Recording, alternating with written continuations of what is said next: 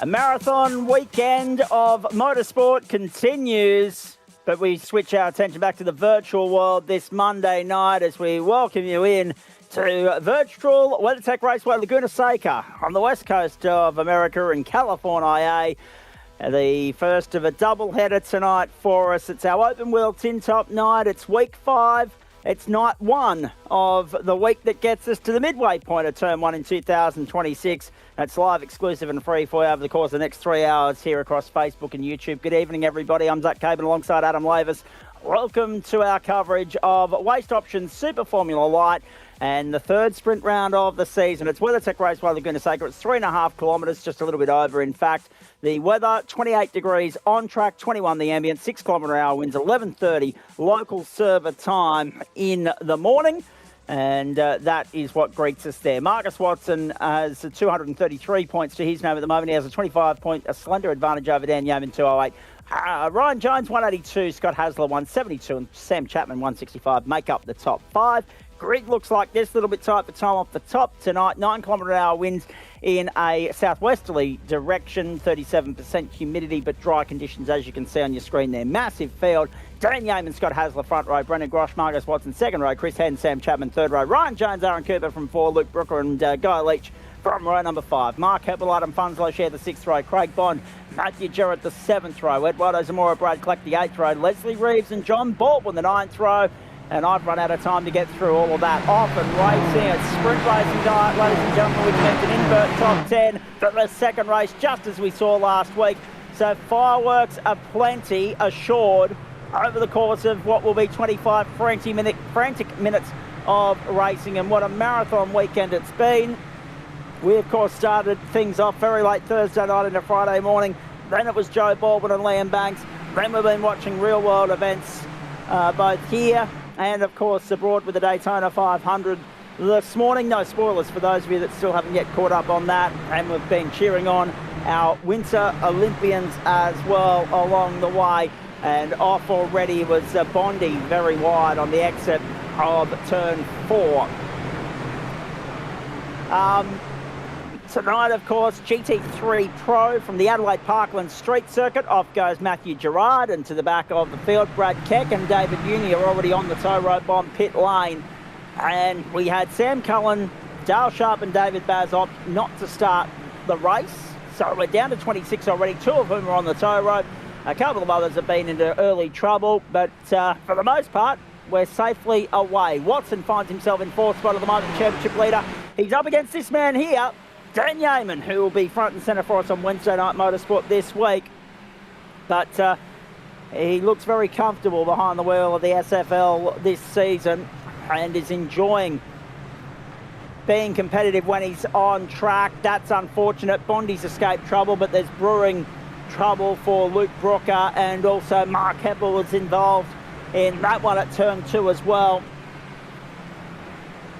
So an interesting start here. 10 minutes for race 1, 15 for race 2. 21 and 37 the minute lengths for the 2 races from the Adelaide Parklands tonight. We're told precipitation's in the forecast. We'll see it when we believe it, because Dad said if you're in Queensland over the course of the weekend, just gone. Oh no. Off goes Marcus Watson. Off goes the championship leader. Down to 9th he drops. Because if you're in Queensland over the course of the weekend, ladies and gentlemen, you were expecting, Noah's Ark proportions of wind and rainfall, according to the Bureau. Particularly the rainfall, are expecting a deluge, and you got a tickle. You got a tickle of rain, and that's putting it mildly. So let's see how they muck up the weather forecast next year, because they're on a hat-trick now. They predicted a cyclone last year. Look where we went with that. Nowhere. It was very anticlimactic. Here's some highlights of a not so anticlimactic Super Formula Light race thus far. This was Brad Keck on the run down to turn 1. Wow. Just had the front chopped off. David Uni, the other one involved there. Let's watch it from his standpoint. And he was, of course, trying to get by the all-white entry of John Baldwin there on the inside. Didn't even get to Baldwin and had his rear end contacted and speared across into the kitty litter. Couldn't drive it back to pit lane. And Matthew Gerard back out there. Mark Heppel on his way back out. David Uni on his way back out. And Brad Keck now as well. So all 4 drivers that have unfortunately had to transit the lane so far are back in the race. That was Bondi getting hip and shouldered out into the weeds. Scott Hasler's currently in the dirt at the moment live, so we'll come back to that. Mark Heppel, this was the incident heading down towards turn 1. Too deep, and oh yeah, that's an ugly one. Bondi was trying to get down on the inside, but I think, yeah, look, can we have a look at it from the onboard from Mark Heppel? Let's have a look here. There's an element of, there probably wasn't enough room for Bondi, but at the same time, it looked as though Heppel squeezed him. I'm not going into bat for Bondi in that regard. Feel sorry for the entry that got absolutely poleaxed in all of that on the outside. That was Marcus Watt, and he wasn't the only one that drifted through there. I missed that. So it was Ryan, I think it was Ryan Jones in front of him, and he needs to save it. And how, I'll never know. But Spera thought I clean missed, and I apologise, I clean missed who the third party, the innocent party bystander was. That was Scott Hasler at the same point as the lap before. Watson and Jones had their excursion, and Hasler a lot less lucky, you'd have to say, in the grand scheme of things. Guy Leach, we pick it up live. Yeah, I'm still none the wiser as to who it was that got absolutely clean bowled by Bond, and also by the entry of Heppel. Try and pick up the ident on that one later in the night. Luke Rooker it was. Thank you, Adam Lavis. Appreciate that. Watson, forceful on the inside, tried to get by Leach, couldn't get it done. And Funslow there in 9th position. And formally on the record, actually, I just realised I haven't actually said anything along these lines as yet, but good evening to you, Adam Lavis, and very nice to have you on board. You and I are getting very well acquainted with one another this term, with the double-ups on Monday and also Thursday or Friday, whenever we find time to replay GT4 and Porsche. And, of course, that was well worth staying up late for the other night. There was a car in trouble on the inside, I thought, there on the run to turn 1. JD Dent's following Luke Brooker through at the moment. Brooker doesn't look to have sustained too much damage in all of that, which is good news with that earlier incident. Hilton Booth off the road now. Hasler on the comeback trail back to 20th position. This was Brooker's innocent involvement in that incident with Heppel and Bond. Bang.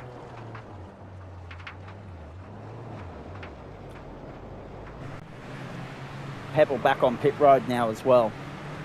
It's important to note. Lap 5, it is only a 10-minute race. Should only be about 8 laps here, folks. Maybe a smidgen. Maybe there's an outside chance of squeezing in a 9th. 10-second penalty for the 416 for racing room and contact. So that is Mark Heppel. So race control viewed it the same way I did, which was that he did squeeze Bondi on the inside.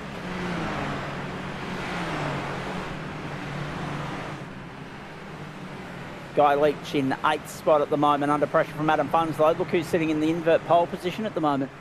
Look who's 10th. Yep, C. Bond, lock it in. Here we go.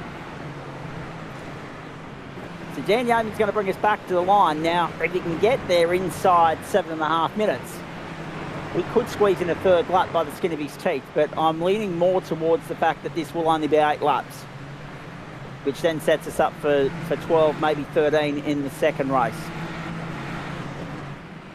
Round he comes, onto the main straight. Yeaman across the start-finish line this time through. No, we're going to only get 2 laps to go at the line, ladies and gentlemen, so white flag in the air next time by. Trouble at the top of the hill for JD Dent.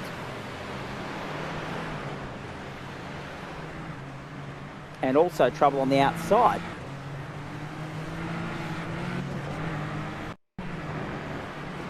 I missed actually who that was for us. Oh, Pete Matson, pistol. That's not what we like to see. We'll go around the grounds for you tonight as well, ladies and gentlemen, because the ICC Men's T20 World Cup continues. England against Italy, one of the heavyweight matches of the tournament tonight. Afghanistan are currently chasing 161 against the UAE. They've got 3 overs in which to chase the final 28 runs there.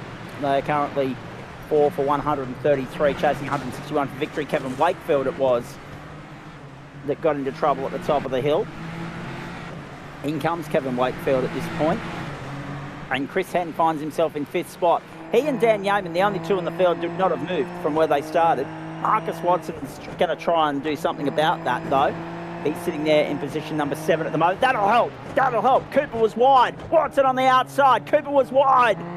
Watson's through to 6th. White flag in the air. One more time around at WeatherTech Raceway, Laguna Seca.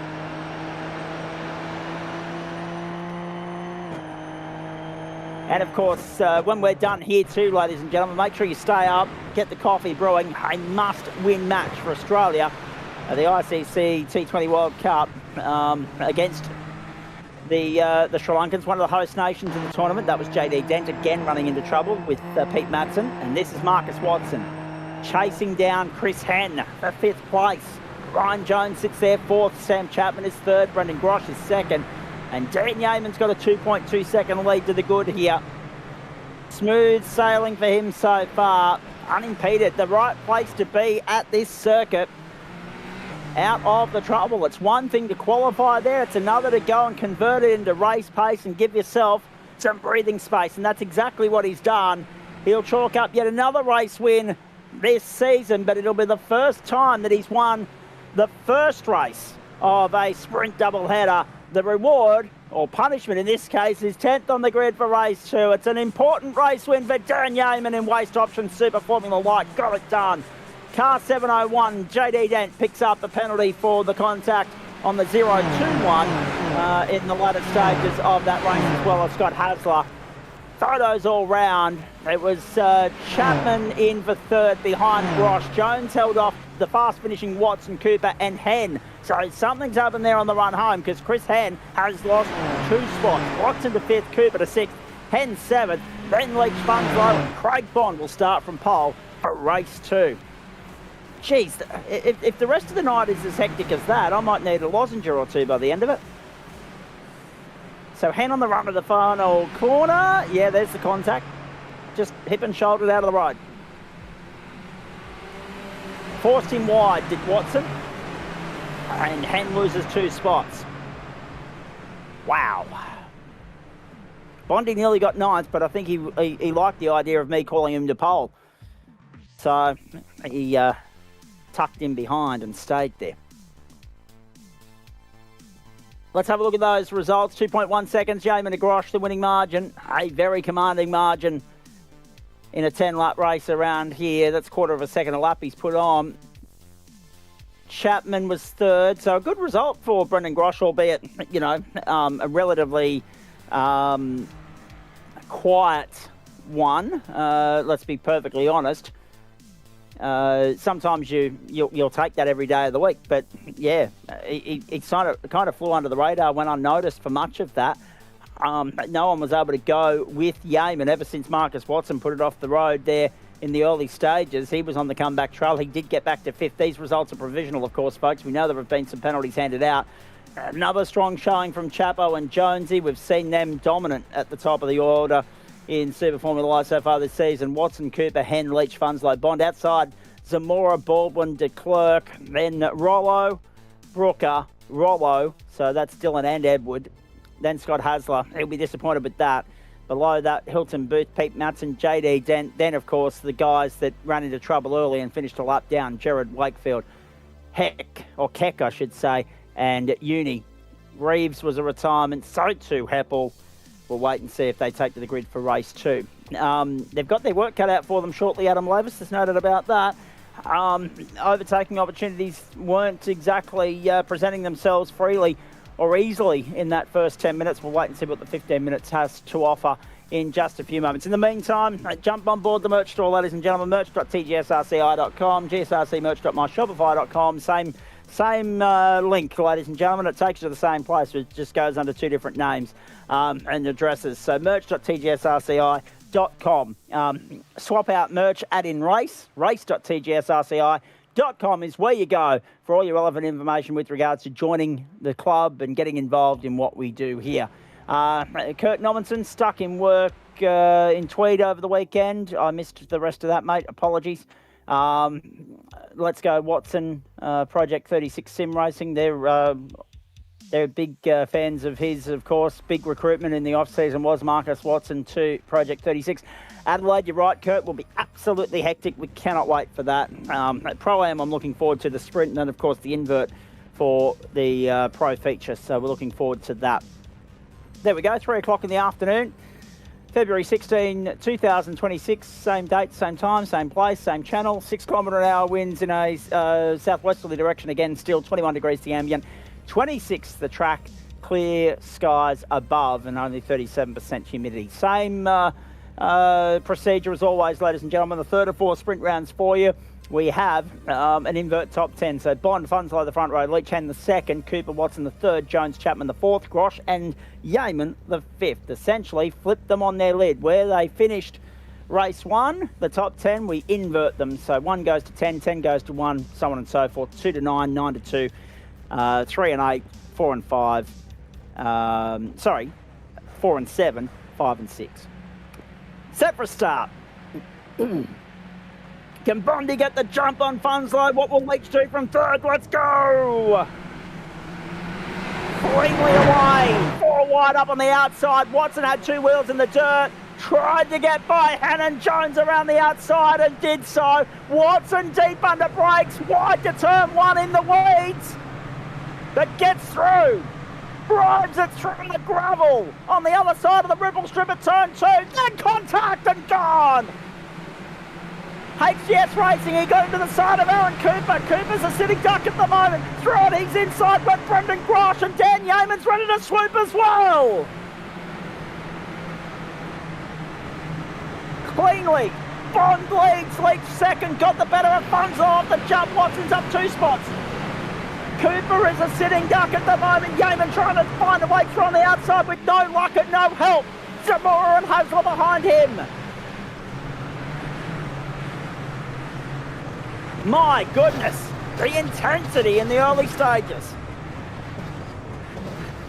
And there's the first shunt of the night, the first proper shunt. Mark Heppel cannot buy luck this evening. And even if he was able to buy luck, it'd be bad, all bad. A written off sort of night and one to for him. Pete Matson, Matthew Gerard, David Uni also taking the pit lane. I dare say Heppel's about to join them. And that's fair, Kurt, but see, the Bureau of Meteorology was predicting that deluge for Queensland. Not New South Wales. Well, they might have been forecasting it for New South Wales, but if it was only going to fall in New South Wales, they didn't need to include Queensland in the warning, did they? I'm glad that it's not flooded down in that area, though, because we saw the events of 2022. That was biblical. Right, let's have a look at this up the hill. Bond, Leach, Watson, Funslow, Hen and Jones, the top 6. It's 15 minutes to flat out do or die sprint, ladies and gentlemen. No second chances, no excuses, no pit stops or strategy. It is just outright speed and racecraft, how we will determine the winners here. That's how it's all decided. You're right, Nathan Michael, a few lap 1 meatballs indeed. Aaron Cooper is still under pressure from Dan Yeaman. Yeaman is sitting duck. He's really struggled to try and find a way through here. Now he's set up Aaron Cooper beautifully. Cooper moves across to the inside, Yeaman to the outside.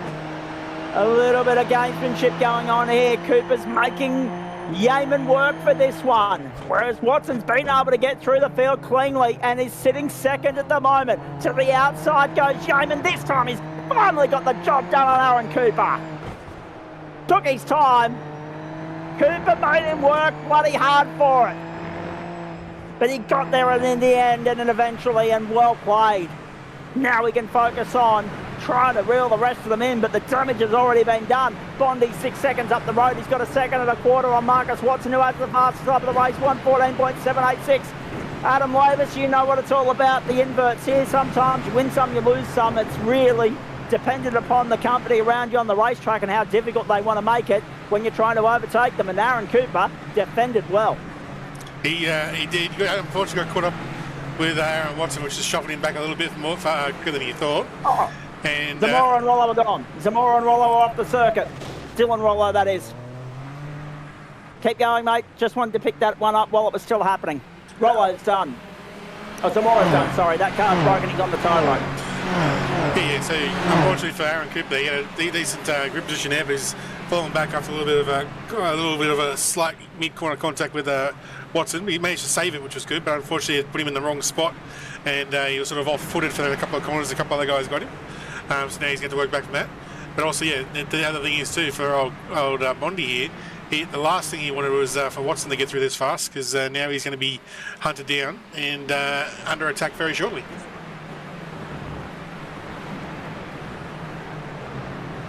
It'll be interesting to see how Watson treats this too. 5-second penalty for the 207. Oh, well, forget about that. Watson's out of business. He's got a 5-second penalty, and that will be for the incident with Aaron Cooper that you saw on screen. Opening lap of this heat. So that all of a sudden puts the pressure back firmly on Marcus Watson. We saw a 5-second penalty absolutely crucify one of our competitors last week in the Porsche routing at Daytona. Oh, trouble, Mark Heppel, yeah. He locked it up and then it just became a car park, didn't it, at the top of the hill. So John Baldwin remains on pit lane. Aaron Cooper and Marcus Watson, that was the incident in question. And as we said, Cooper became a sitting duck there, muscled out of it, is currently sitting -6 on where he started. And a 10-second penalty for the 416 now. That was Heppel. I'm pretty sure you'll find. And, oh, wow. No permission sought there, just a clean send on Eduardo Zamora.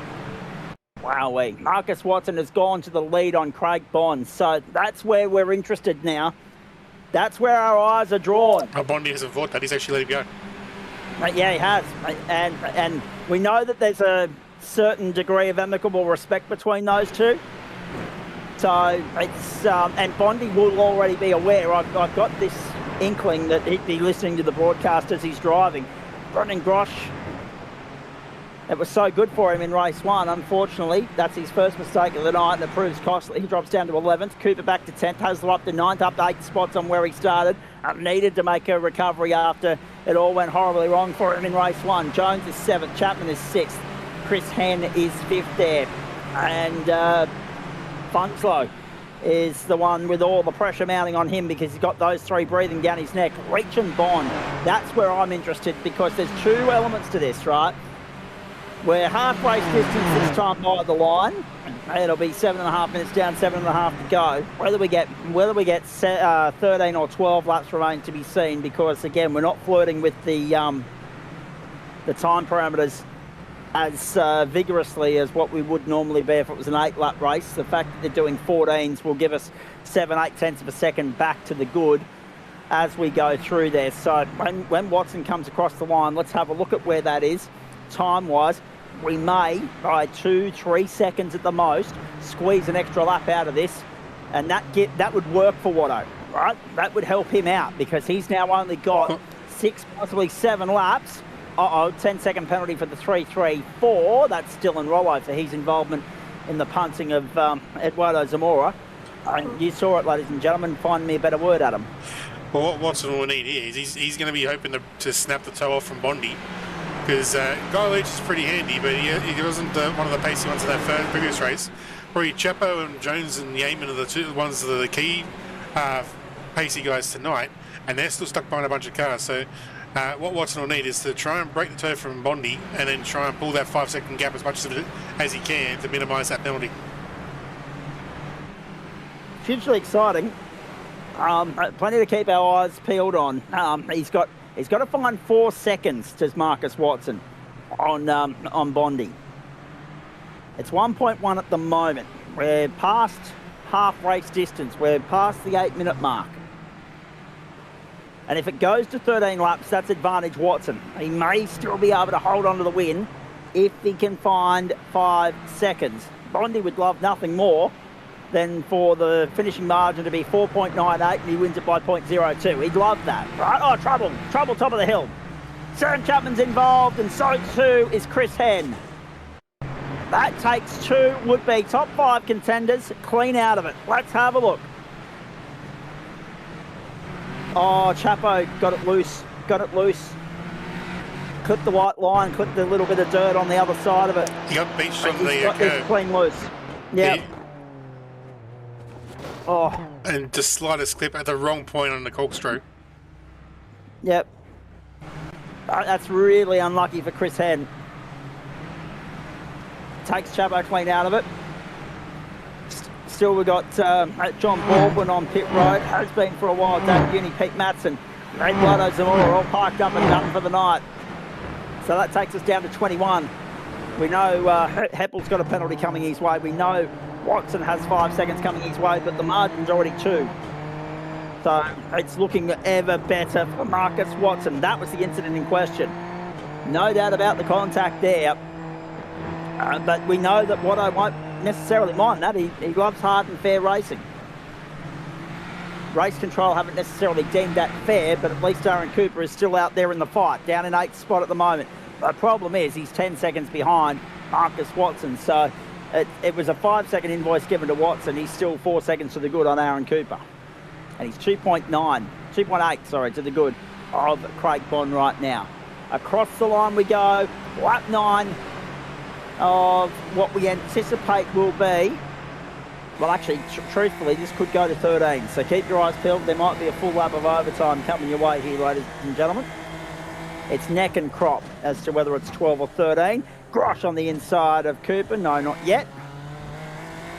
Cooper's defence work already been praised tonight. That Stonewall defence for the first few laps on Dan Yeaman, who's only up +4 on the back of that incident for Henn and Chapman. That was a real heaven sent to him. And now his next target is Ryan Jones. Oh, a 10-second penalty for Sam Chapman. I can't say I'm surprised by that one.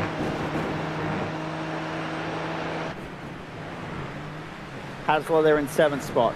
Chasing Yeaman. Jones is the next target.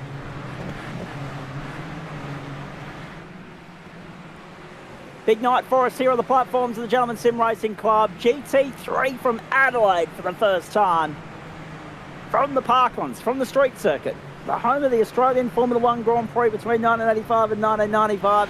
We cannot wait to get there. It's going to be awesome fun. And a nice little challenge for our field as well. Cannot wait to see, well, it's in the Pro Split at least, it's Porsche Cup 2.0. And that's JD Dents continuing a night that he'd rather forget at this stage. And then, of course, we look forward to seeing what the Pro-Am split delivers as well. They will be in focus in their entirety next week, ladies and gentlemen. Brendan Grosh, a second spin for him in this race. So when it rains, it pours, and it goes from bad to worse for him. Ryan Jones is 5th at the moment, still under pressure from Yeaman. They've gapped Scott Hasler. Funslow. They're trying to reel him in at the moment. And if they can reel him in, they'll get the goal leeches! Oh. Hasler. Hasler was the one. Not Leach. Hasler was the one that's had him on the top of the hill. Oh, it was Leach, was it? Oh, jeez. Ooh. Have a look at this. Have a look at this. Guy Leach has slipped back to 4th place as Funslow has gone through.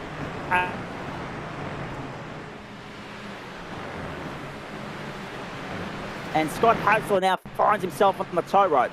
Let's have a look at this. Grass at the top of the hill. Oh, and interlocked with Yeaman. Are you kidding me? So there were 2 minor incidents there, and that one has taken Hasler completely out of it. Look at that car, it's broken, it's crabbing. Are you kidding me?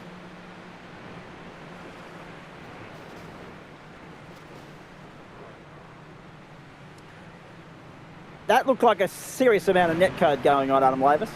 There was a mistake by Yeaman, and then sort of a wrong choice of left or right there for Hasler, because Yeaman was sort of moving over that direction anyway, and then they had contact and iRacers got confused which car was where and spat him out the wrong side. Indeed. Yeaman with the mechanical black flag as well, so that rubs the race one when they're out of it. Can you believe this? So that's all just fallen beautifully into the lap of this bloke, Marcus Watson, who will see the white flag this time by. He's got better steering. Can we just confirm that we did see the white flag there for Marcus? Or did we not? Is Barney waving that white flag? Yes, he is. Yeah. We did see the white flag that time. Through trouble! Close Edward roller at the end there. Oh.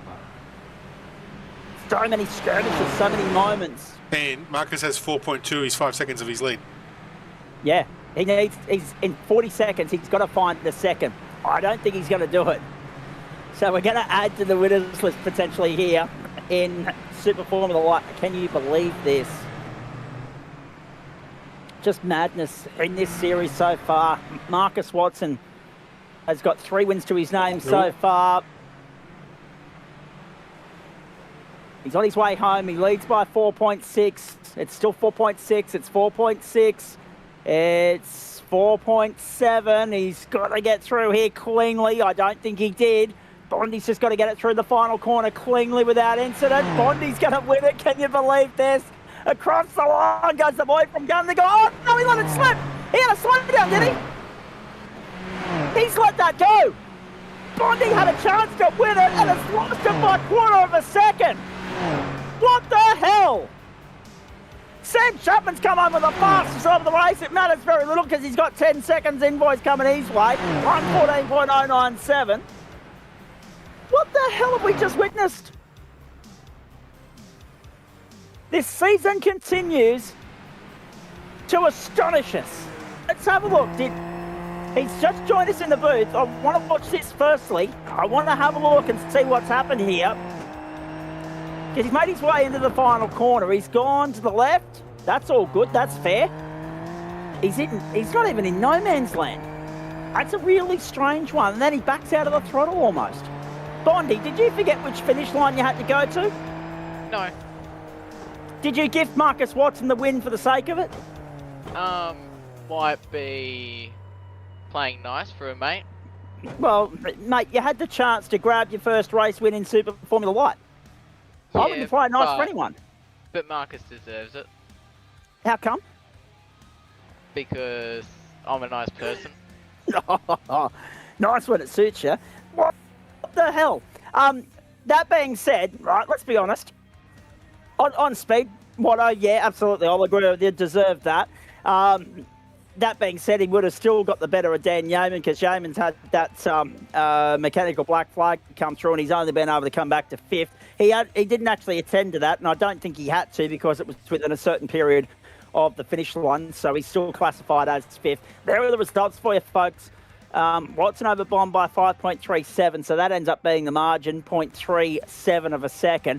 Funslow in for 3rd, in amongst all that madness, held off Ryan Jones, Dan Yeaman, and then Aaron Cooper. Sam Chapman's only going to lose out 1 spot there. Chris Henn will jump up into 7th, and Chapo will fall back to 8th, and he wins that on half a second over Brendan Grosh, then Guy Leach, who both got caught up in several incidents in that race just gone.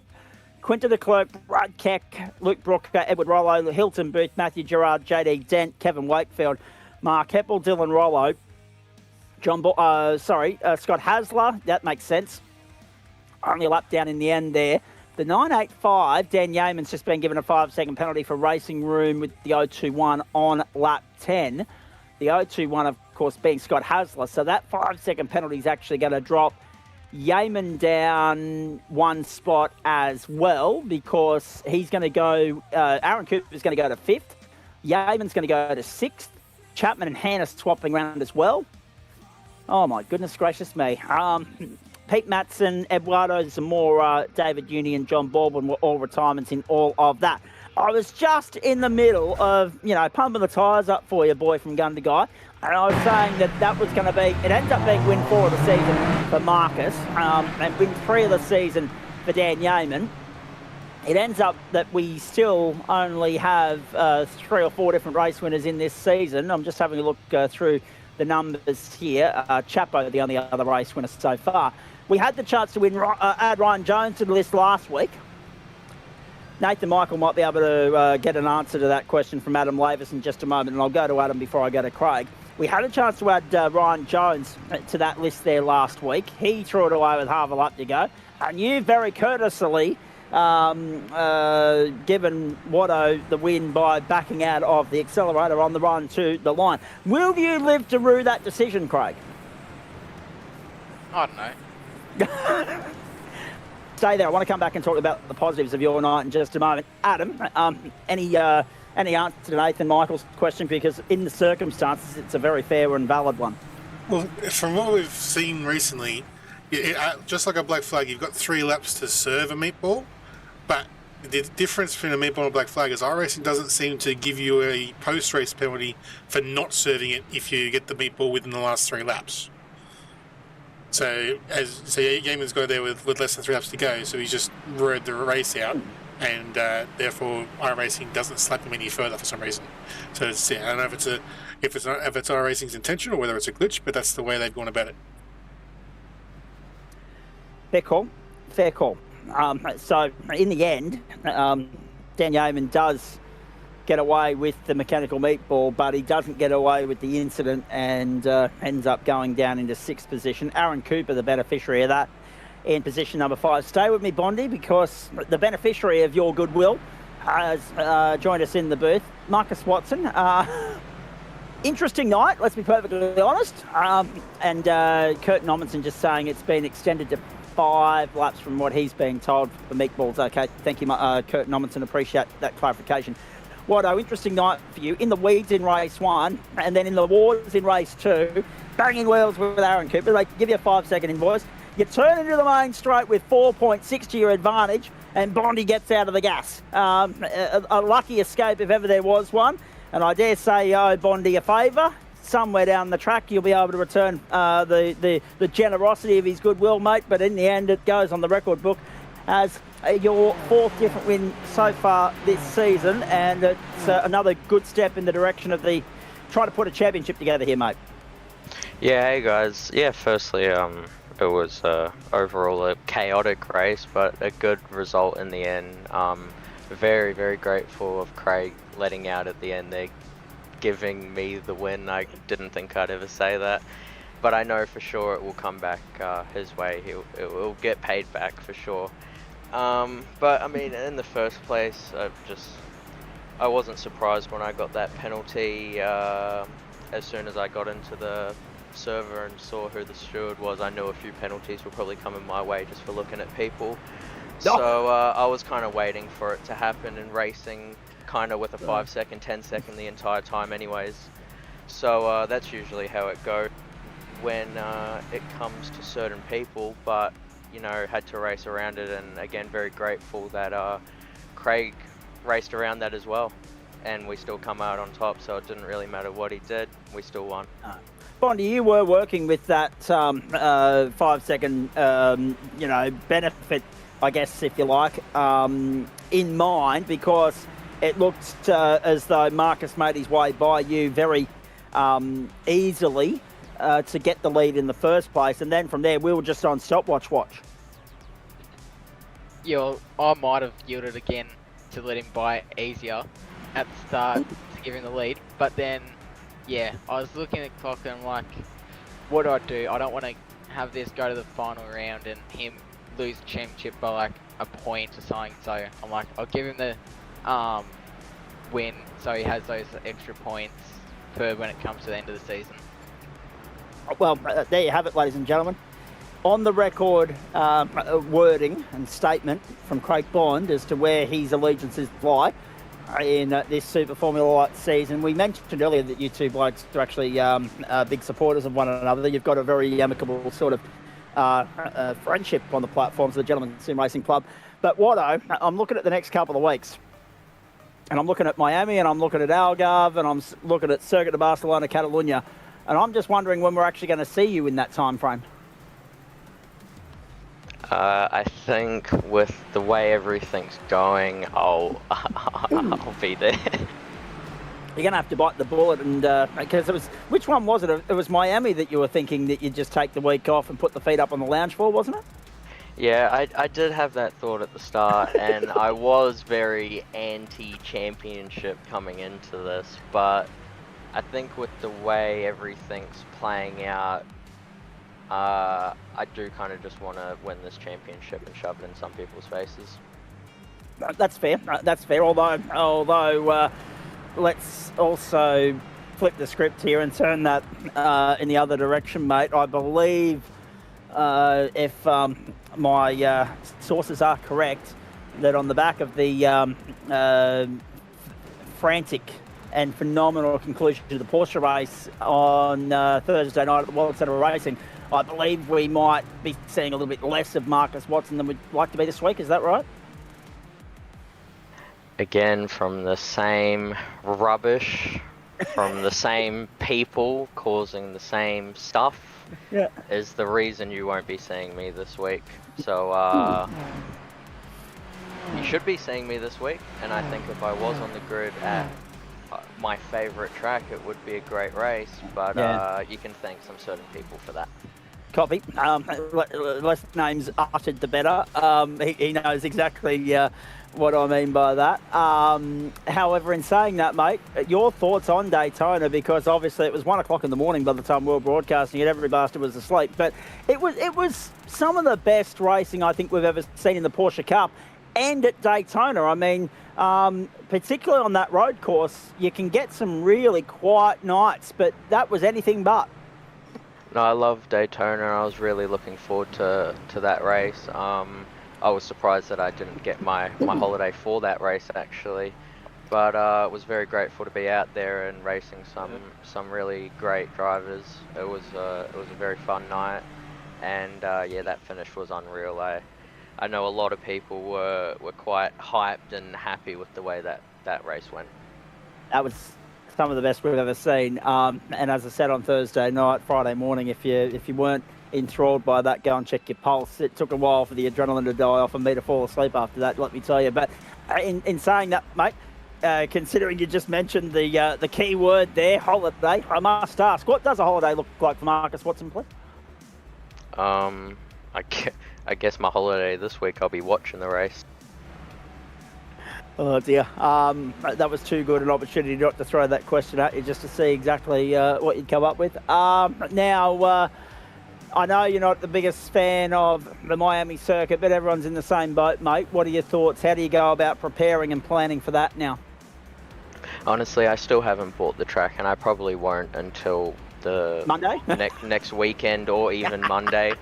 Depends how the weekend goes, but like I do talk quite rubbish on the track just because it is an F1 track, and I do go average at F1 tracks. But I think I might get on the track and it might be fun, it might be cool. Like, so I don't really know what to expect until I do some laps, and realistically I'll probably get a 10-second penalty and I'll probably still do well anyways. So whatever it comes to, I'll be out on the track and enjoying myself regardless. I'm loving the Scott Pye vibes that I'm getting from Marcus Watson tonight. Just laying all the cards on the table and very unfiltered. I'm liking it. Hey, mate, you've been very good with your time. Well done. Bondi's given you an extra 6 points there. And as he said, given how tight this competition has been so far, given we don't know what's to come, they could be 6 vitally important points. In the grand scheme of things, though, I think Bondi will still live to rue that, because as we know now, Dan Yeaman's 5th becomes a 6th on the back of a 5-second penalty that he copped as well. So when you think about that, he didn't necessarily need to be as generous as he was, but kids are innocent and harmless, aren't they? Yeah, very grateful for Bondi, very grateful for my team, Project 36, all of my family and supporters, and we're looking forward to being back out on track Monday next week. And we're looking forward to seeing you then, mate. Go and enjoy the week. Enjoy the opportunity to do some laps and get acquainted with what's to come. We're looking forward to the second half of the season, and I know you are as well. Thanks for that. Thanks, guys. Thank you very much. So the question now to you, C-Bond, when can you chalk up that first win on broadcast for 2026, considering that you let it slip graciously tonight? Well, not in GT3s, because I've just chosen the wrong car by accident. So no. I am so pissed at myself for that. Haven't you got enough time to log out of the server and log back in? No, if you register in a car, you can't. Oh, unregister. Okay, so Bondi's cocked up, but that's okay. We'll work on that. Just for those of you just joining us, it's 27 past 8 on the East Coast and 27 past 5 on the West Coast and 27 past 10 in New Zealand. Hope you're enjoying Monday Night Motorsport live, exclusive and free to the platforms of the Gentleman Sim Racing Club. We're recapping what was an enthralling round of Super Formula Light from WeatherTech Raceway. Laguna, Seca, you've got highlights of race 2 on your screen now.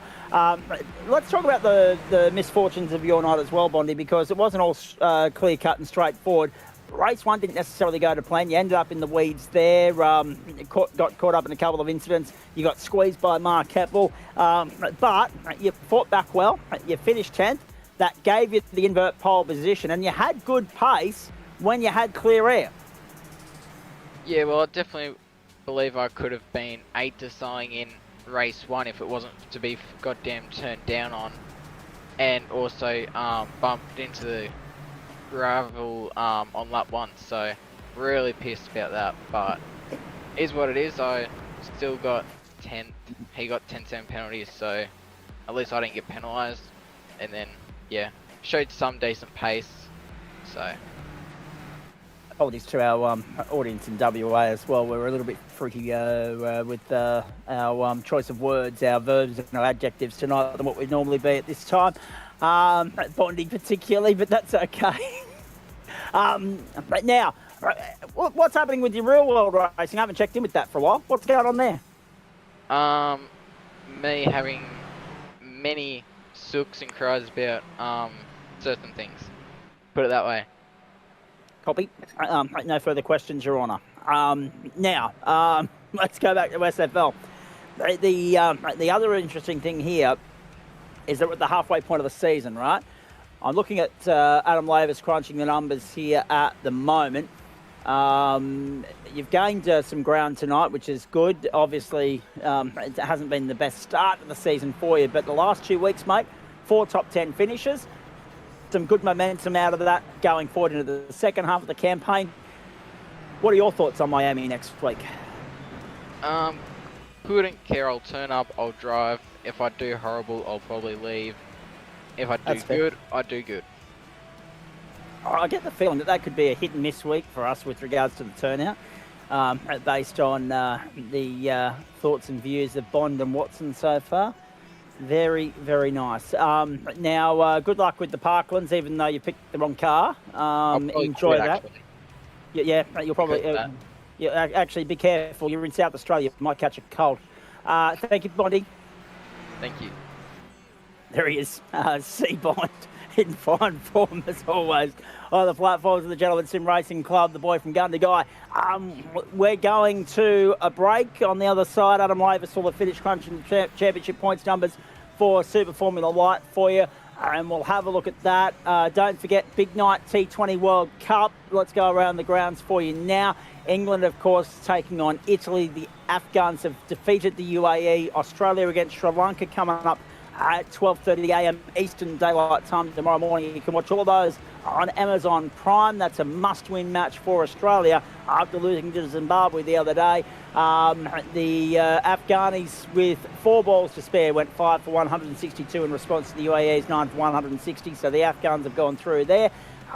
England won the toss and will bat first against Italy. Winter Olympics are continuing. They've got the bobsleigh 2-man heat 1 on at the moment.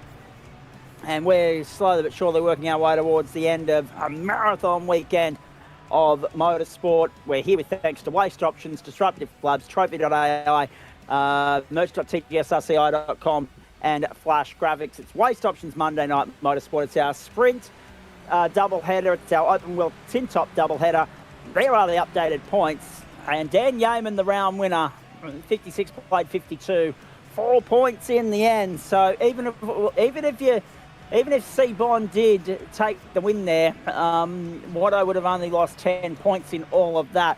21 would have been 15, but I think he'll appreciate the 21 buffer a hell of a lot more.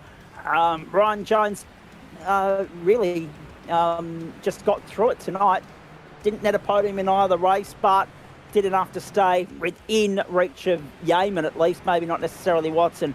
holding on to third spot over Chapman on 2:12, 187 for Grosh and Hasler now, who really, especially in Hasler's case, that second race was looking good until he got caught up with Yeaman, and then all of a sudden it was a night to forget and write off for him, probably his first drop round of the campaign. Grosh was looking good in the second race as well until it all went down the gurgler. Hen, Brooker, Leach and Zamora, the top 10. My goodness gracious me. Penalties everywhere too. Dylan Rollo, Sam Chapman, Darren Yeaman, Marcus Watson. Chapo, of course, picked up a penalty there late in the piece. It's been a chaotic night. We expect no less when we go to Laguna and we go into sprint racing mode. More sprint racing to come in Super Formula Light, but not until week 8 and week 9. What have we got? It's a 15-race campaign for you in Waste Option Super Formula Light. Those stops to come in the second half of the term. Miami, Algarve International Circuit, Portimao, Portugal. Then we go to the circuit at Barcelona, Catalonia. Then we go to Shell V-Power Motorsport Park.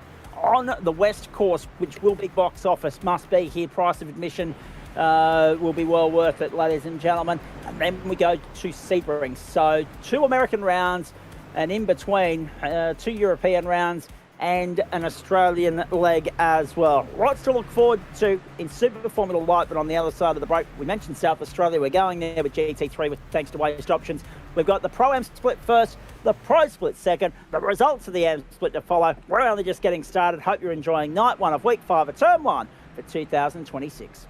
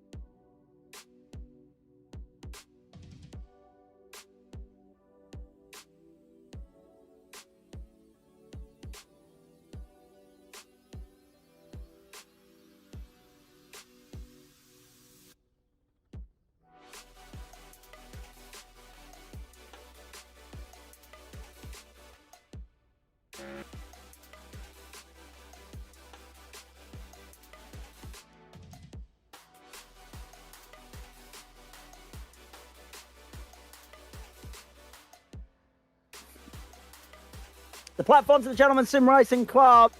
And just to answer that question that's coming in immediately off the top from Gen X Racing on the back of Nathan Michael's comment about how good the Winter Olympics have been so far. Australia's best ever medal haul at a Winter Olympic Games. 5 medals so far, 3 gold, 1 silver, 1 bronze.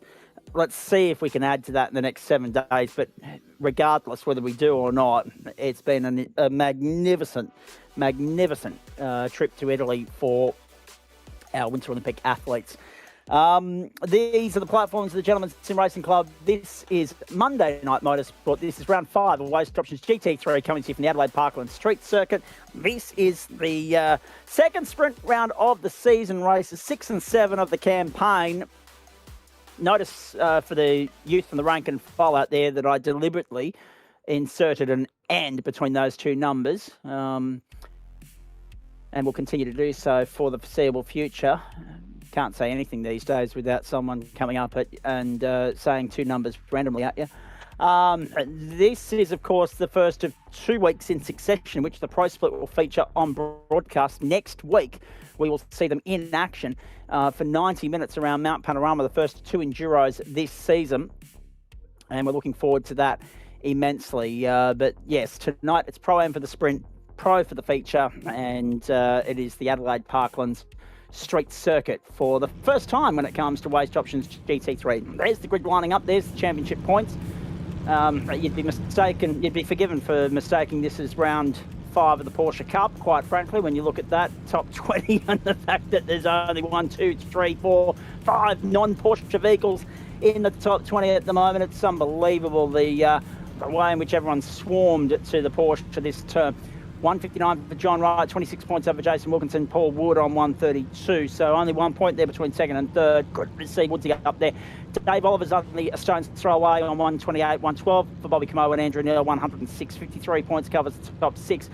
Broden, Friend, Nathan Michael, Title 93, Derek Fitzgerald 91, and Cameron Dakin 79 make up the top 10. Can we bring back the track map, please, Adam? Sorry.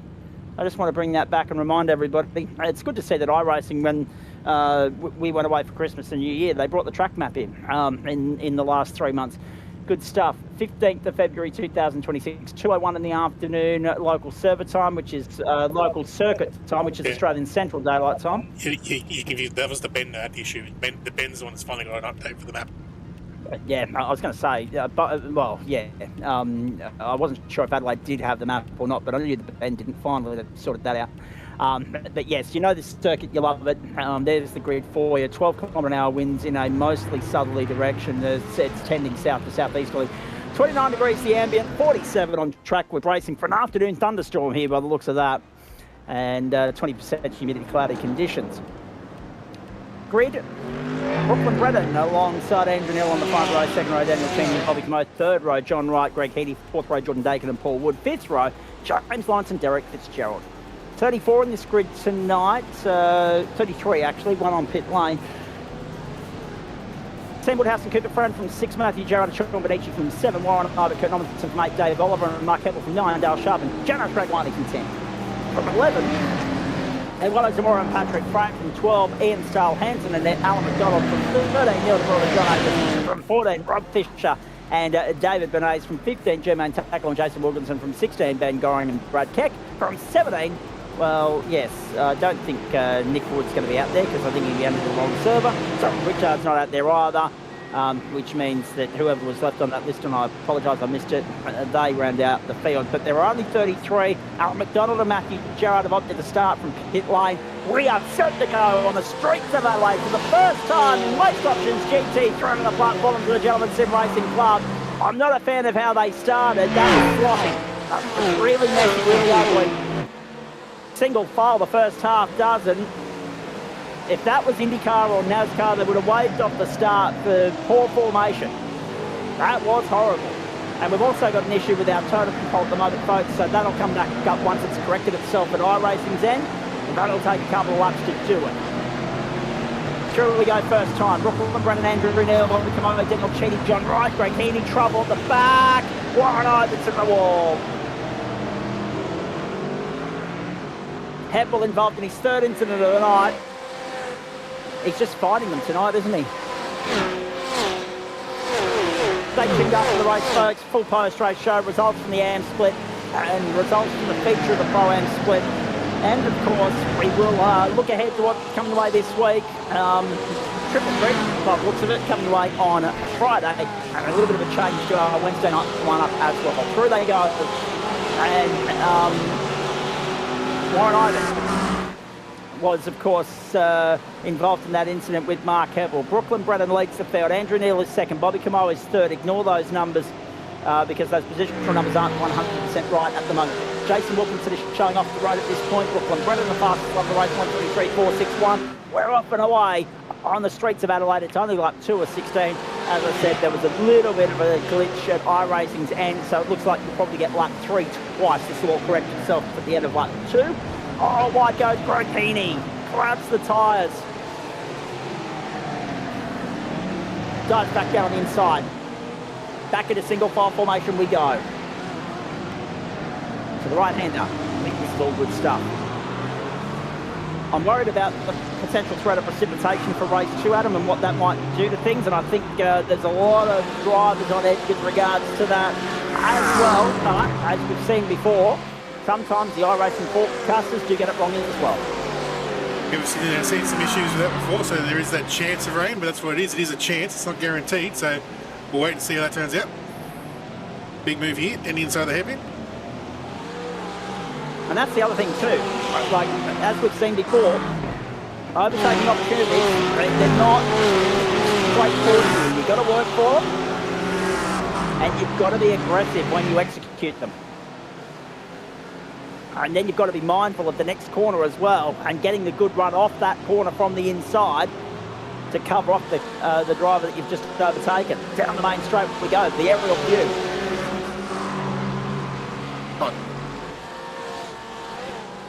There we go. So that's going to give us an indication as to who's doing what here, ladies and gentlemen. Brooklyn Brendan's the leader, Andrew Neal is second, Bobby Camo is third, Daniel Cheney, Jordan Dakin, Greg Heaney having a good run so far. We're still waiting for David Bernays to come through to correct the order properly and fully and wholly and solely for us. But we're on lap 3 of 16 at the Adelaide Parklands. Our lap times are 1 minute 20.296 that time through for Brooklyn Brendan's. So, okay, let's just mathematically calculate this so that we're on to something here. 120 and 2 is 240, 1 is 4, 2 is 8. And 2 times 8 is 16, so there's 12 laps. 13, 14, 15 gets you to 20 minutes, and with the 1 minute of overtime there, it is the 21 minute time certain race. He will get the 16th and final lap away. 3 laps every 4 minutes, 4 5s to 20, 3 5s to 15. That's the way the numbers do themselves. But again, don't take my word for it because maths is not my strong point. Cooper Friend down the inside goes to 8. He's got Paul Wood on his outside, but he's covered that off nicely and consolidates.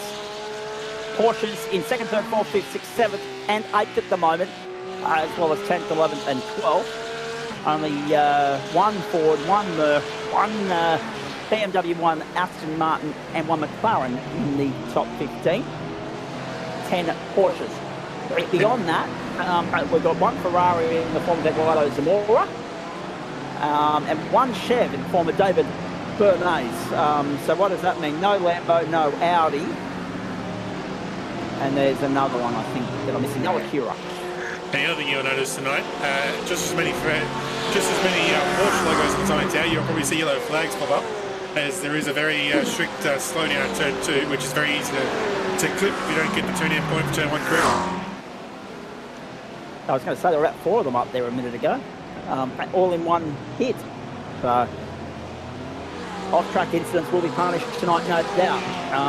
Will we see a late drive-through to provide a sting in the tail for any would-be contenders? We'll wait and see. The incident points for this series is well worth making note of as well.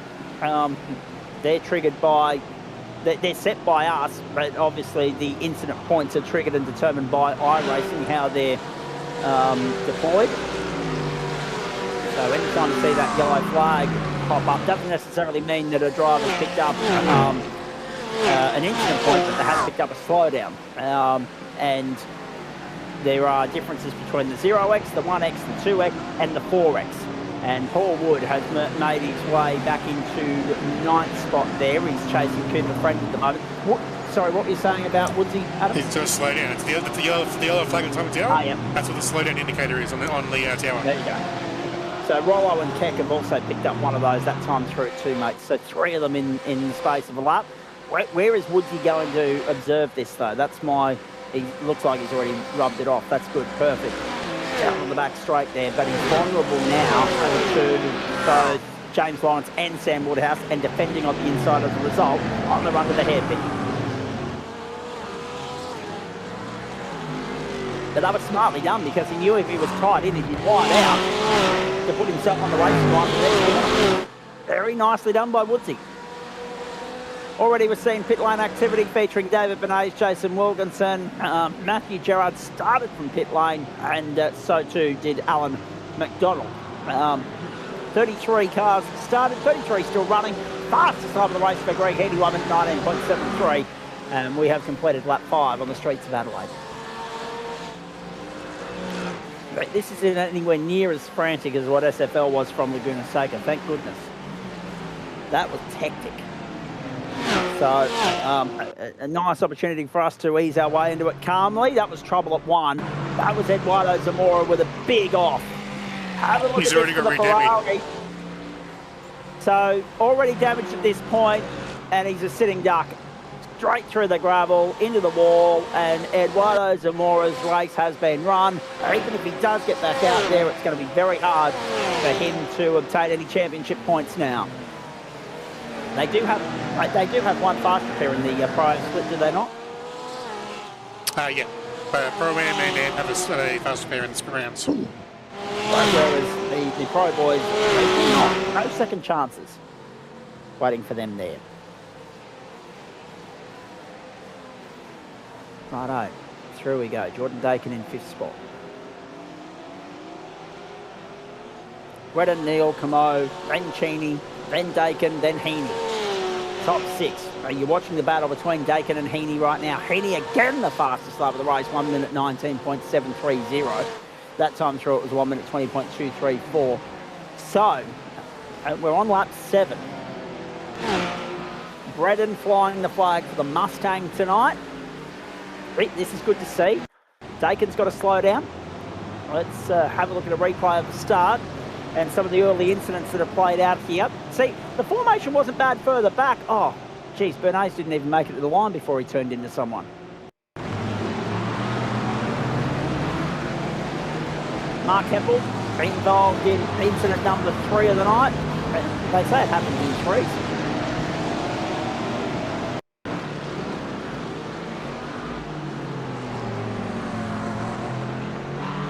Redden, Neal, Camo, then Cheney, then Heaney, then Dakin, then Wright, then Friend, Wood and Lawrence, the top 10 as you watch the replays of the incidents that have unfolded so far. This was Rob Fisher. Contact, see you gone. But the problem was, he just parked there waiting to redress, and that caused a knock-on effect. The flow-on effect for everybody else was that they had nowhere to go. So everybody checked up. Oh, Heppel again. Well, yeah. This time we deal with De Bruin. Hang on, we're going to go back a bit. That was hang on, wow. Okay. So Heppel, De Bruin. De Bruin's got tried to go deep under brakes, and he and Heppel have ended up in the car park. We've had an incident down at turn 8. That was to be expected, I think, this time. Oh wow, that's a shocker. My goodness, that's horrendous. And De Bruin tried to force his way down through on the inside. Heppel's had nowhere to go. De Bruin's tried to pull it up to avoid any further damage. And McDonald and Heppel have gone straight to pit lane. There's Andrew Neal under pressure from Bobby Camo. Daniel Cheney only a stone's throw away. They're in position number 4. The first of the orbit drop bear entries. Commentary has returned Adam Lavis. I'm not sure why that's now on the bottom of the screen. We've got Dan Yeaman having a chat with us there. It certainly was a night of 2 halves for you, mate. But yes, you did need more mongrel in race 2. Well, you got there eventually. Didn't you cop a 5-second penalty? And Go Northwind says Spuddle YV. So good to have so many people interacting with us here on the platforms for GSRC. The onboard brought to you by Disruptive Labs. This is Waste Options GT3 on Waste Options Monday Night Motorsport. 9:16 past half race distance here on the streets of Adelaide. Greg Heaney again the fastest of the race, 1 minute 19.604. We've got Bobby Camo chasing Andrew Neil at the moment in the Whiskey Business Racing entry. We're watching. We've got one eye on the Winter Olympics, we've got one eye on the cricket, we've got one eye on the motor racing tonight, ladies and gentlemen. Plenty happening this Monday night, middle of February 2026, or 1914 as it is for our Queensland audience. It's all right, you'll get to 2026 eventually, folks, but it won't be till Easter Sunday. Cooper Friend at 8th spot now. Down the back straight. Under pressure here from Paul, trying to put the pressure on John Wright, I should say. He's trying to get through into 7th position. Mustang lead down the inside. Front goes to 7th on John Wright. Nice move, cleanly done, beautifully executed. That's the way you do it. Porsches sit 2nd through 8th at the moment, but it's a Mustang leading the way, and Bredden is clear to the tune of 3 seconds. Mustang heaven on the streets of Adelaide. Very appropriate. But this is the point, isn't it, Adam? We said this from the outset in week 1. There was a lot of love for the Porsche because obviously it fared so well. It was the car of choice for a lot of these guys when they lined up the weekend before our season got going for the official majors, Rolex 24 at Daytona. But the flow-on effect is that this calendar that we've calibrated may not necessarily be to the Porsche's liking every single week, and tonight we're seeing evidence of that through Brooklyn Bredden and the Mustang. I think possibly Brooklyn's just got a good handle of the track too. He's been showing some good form. So, but I think the Porsche, obviously there's so many of them here, they're always going to be towards the front. So there's going to be plenty of them there.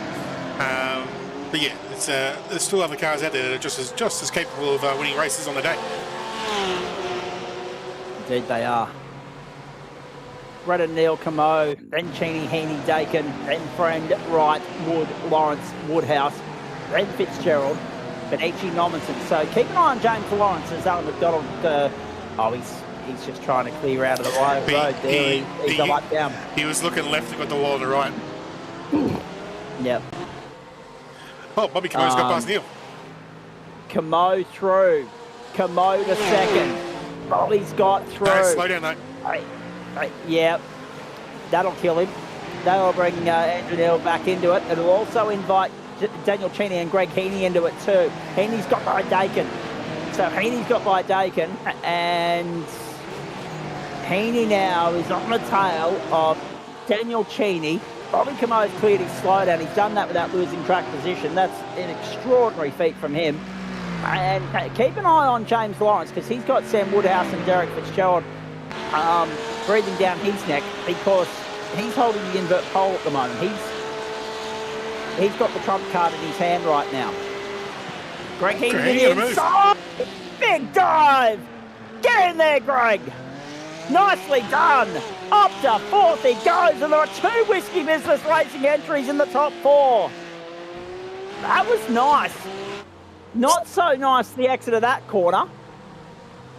But that was commitment plus from Greg Heaney. But this is a guy that, as we know, Adam, because, you know, you and I both have lengthy conversations with him. You sit in his Discord server when you're not here in the booth with me. We know that he's cut a lot of bloody laps around here, so he should know it like the back of his hand almost. You know, he's definitely been putting some work in, and he's got the eyes forward tonight, looking for a good result on the broadcast. And on the cusp of securing it too. Usually, Andrew doesn't go slow down this time. Is he going to be able to clear it, or is he going to let Greg through? Well, given the pace that Greg's exerting at the moment, if I was Andrew, I'd be letting Greg through. Let Greg have at it. I mean, it doesn't necessarily help Andrew as far as the championship's concerned, but Greg's on a charge tonight. Yeah, he's cleared it, but just ran out of time. Yeah.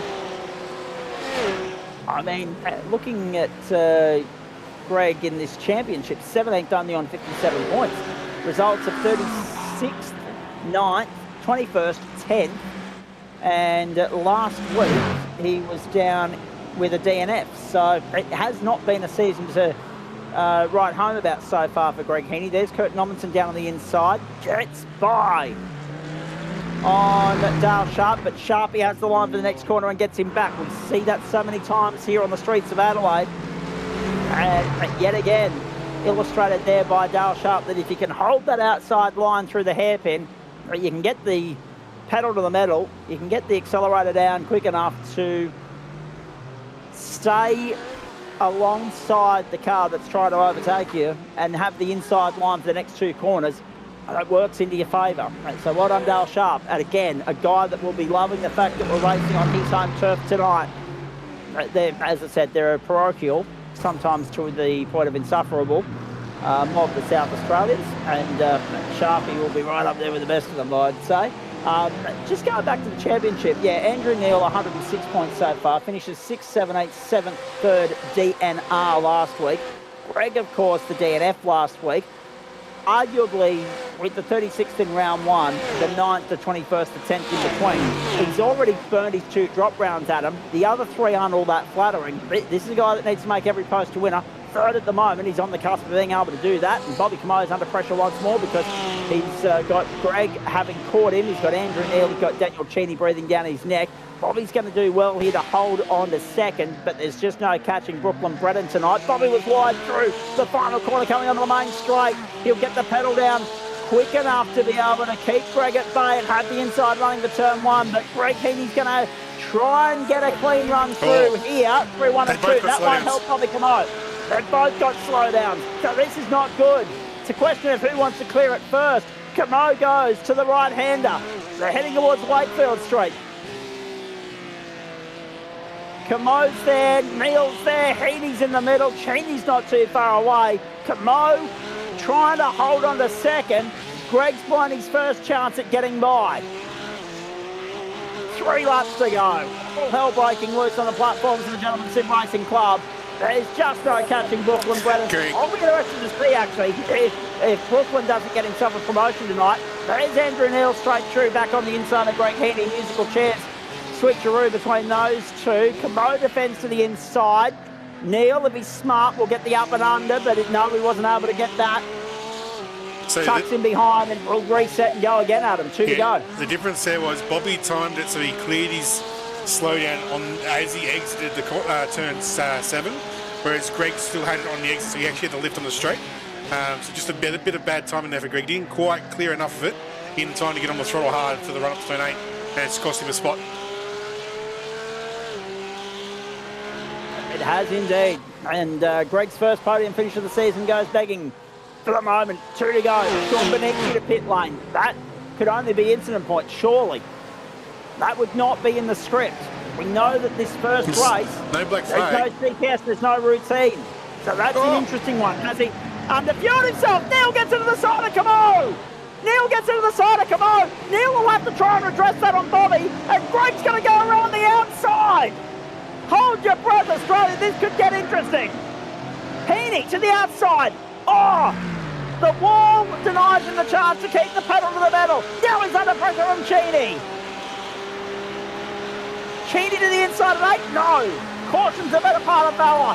Who's the last of the late breakers on the 179? Here comes Camo on the inside of Neil. Heaney to the outside. Heaney to the outside. Camo to the inside. Still side by side. They're both sliding through the hairpin. Neil to the inside. Camo around the outside. Don't tell me he's wide again. They're banging doors in Adelaide. Through they go. Neil's gone to second. Camo around the outside of the hairpin. That won't work. That'll make him vulnerable to Heaney. 1 to go. Oh, if the pro race is anywhere near as good as this, we're going to have one hell of a night here, ladies and gentlemen. Who gets slowdowns that time through? We can't tell, but we haven't got the... No, good. I was going to say, that doesn't come up on this top totem pole, only on the side one. Bobby Camo, 3rd. Andrew Neil holding on to 2nd. And all that garbage has allowed Brooklyn Bredon to streak clear to the tune of 9 seconds. I'll be interested to see if Brooklyn's still in Pro-Am by the end of the night. With a performance like this, maybe an early midterm promotion for him looming at this point, because we haven't sighted him for the last 15 laps. We've been too focused on this Porsche onslaught, which is 16th now. Cheney, Dakin and Friend have caught on. Camo not able to get down on the inside. Hey, have a look at Cooper. Friend go to 7th. John Wright's now side by side with Cheney as well. Dakin goes through. Cheney holds off Cooper on the exit. Wowee. Final turn, checkered flag. Brooklyn Brennan's a race winner in Waste Options GT3 Pro-Am. How about that? Second to Neil, third to Camo, fourth to Heaney, then Dakin, Cheney, Wright, Lawrence, Paulwood gets the invert, having lost a couple of spots in the back half of the race. The Merc will bring him to green. His teammate Dale Sharp holds off Derek Fitzgerald and Kurt Nommensen. Was a fast finishing Aston in 13th. Dave Oliver, Janash Ragwani, Ian Stahl, Hanson, Rob Fisher, Sean Benici, Dylan Rollo and Brad Keck. It was a 1.7 second stop for Benici. The invoice is 4 positions. He finishes down at 18th after starting 14th. The biggest mover of that race was plus 16, Dylan Rollo in 19th. But I'm not sure he qualified, so therefore he's not eligible for the bonus points. If Brad Keck qualified, which I believe he did, he'll get the bonus with plus 12. Whoa. Wow. More of that, please. That was awesome. Street racing can go one way or the other. You can get a real stinker because you get too many crashes and everybody gets spread out. Everyone behaved themselves pretty well there. And we got an instant classic in Waste Options GT3 Pro-Am. What will the Pro server dish up? We'll find out shortly. Let's remind you of how they all finished there, ladies and gentlemen. We had 33 starters. Only 31 of those have come home. We had 2 non-finishers.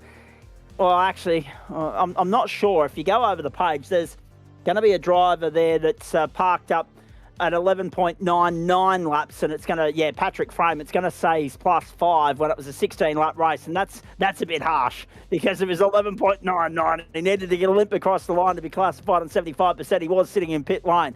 So we'll see what race control wants to do about that one. It won't matter because he'll still not score a single point because there are too many finishes ahead of him. Warren Ibert, Jermaine Takalu, John Akers, Ben Goring, Matthew Gerard make up the last of the point scorers. Then Neil DeBraun, Jason Wilkinson, Sam Woodhouse, David Benays, Mark Heppel, Alan McDonald, Patrick Frame, and Eduardo Zamora, all the guys essentially that ran into trouble halfway through or somewhere along the way. How good was that? GT3 Pro-Am, if they can bring that sort of intensity and aggression to Mount Panorama for 90 minutes next Monday night, it'll be box office stuff, ladies and gentlemen. The Winter Olympics will be over. All eyes on the platforms of the Gentleman Sim Racing Club next Monday night, 8:45 Eastern Daylight Time for Waste Options GT3 Pro-Am, the first of 2 Enduros from Mount Panorama Bathurst for night 1 of week 6. We cannot wait. 90 minutes ahead of us there, 37 ahead in the Pro Split, which is coming up next. Race 2 of the night from the streets of Adelaide. We're doing it with thanks to Disruptive Labs, Waste Options, Trophy AI, merch.tgsrc.inc and Flash Graphics. If you didn't enjoy that, go and check your pulse. Results from the AM Split later, results from the feature for Pro-Am as well, and the post-race show as per usual. But next it'll be the qualifying and race 1 results from the Pro Split before we bring you race 2 live, exclusive and commercial free right here on the platforms of the Gentleman Sim Racing Club. Hope you're enjoying Monday Night Motorsport with us as much as we're enjoying bringing it to you. Don't go away.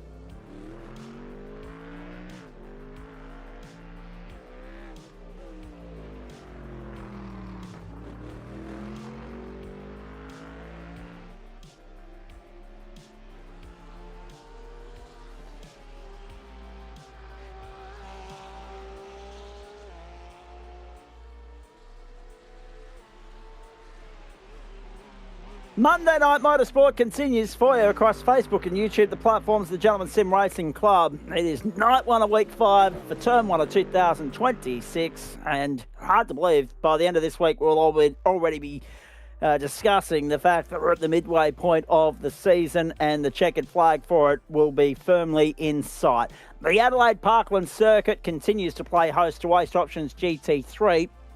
It would seem as though I got my wires crossed because someone was saying it was weather in the forecast, but I'm not actually sure that it was for Monday night now because, as you can see there, it's bone bloody dry, ladies and gentlemen. But maybe it was for something on Wednesday night. Maybe it was for Sebring and the supercars. But whatever the case may be, we'll wait and see. We'll wait and see. There are the qualifying results. Eli Donaldson continuing his dominant form in this series so far. He has the championship lead as well. He was on pole position alongside Ryan Jones, Alex Barrelon, Alan Dawson, Luke King, Luke Page, and Josh Fitz, Sam Chapman, Aaron Schotter, and Jonas Deggan. Is that the way we say that one? They're in position number 10. 1:17.066 the pole time there, and the race results in favour of Eli Donaldson to the tune of 3 seconds as well over Ryan Jones, Alex Barrelon, Alan Dawson, Sam Chapman, Josh Fitt, Chris Ireland, Aaron Schotter, Paul Rogers and Nick Wood. That means that for race 2, and again the bloody totem pole is all over the place, 5 o'clock in the afternoon, that's what daylight looks like at that time of the day. Queensland, good evening to you. 9 km/h winds in a southerly direction, that's appropriate because we're in South Australia. 30 degrees the ambient, 39 on track, partly cloudy conditions. Nick Wood, Paul Rogers front row, Aaron Schotter, Chris Island second row, Josh Fitz, Sam Chapman third row, Alan Dawson and Alex Barrel on fourth row, fifth row Ryan Jones, Eli Donaldson. The sixth row is where you're going to find Leo Dreyer and Jonas Deggan. Oh, that explains it. Look at the flag, the representative from Japan. Luke Page and Luke King, not our first Japanese club member, and hopefully not our last. Jeff Adams, Dane Snadden, Craig Bond, Wayne Hewitt, Matt Schmidtke, Rob Hill. We already know that Bondi selected the wrong car for tonight. He's annoyed with himself about that. Let's see what he can do nonetheless with the Mustang here on the streets of Adelaide. That might be the car to have, given what we saw in the Pro-Am split. Set for a start on the streets of Adelaide. Let's see if these guys can produce as much entertainment as what we saw in Pro-Am. Oh, racing! Perfect start from Nick Wood on the run down towards the first corner. A trouble! Here we go, Chris Ireland! Somehow they miss him. Brilliant. Evasive action taken from all and sundry. Chris Ireland plummets to the back of the field in 22nd position. Bondi's got up on the inside of Dane Snadden, has moved up a spot. But again, the order's lopsided. We can't actually tell you who's doing what at the moment until we get through the next couple of laps, ladies and gentlemen. Nick Wood, Paul Rogers, Aaron Schotter, Josh Fitz, Sam Chapman, Alan Dawson, Alex Barrelon. Donaldson's got by Jones early on and Leo Dreyer 6'10". Jonas Deegan, Luke Page, Luke King and Chris Ireland make up at running order before the guys that are at the back of the queue drop in. That's unfortunate for Ireland though. He drops out of all of that. Drops down to 22nd on track.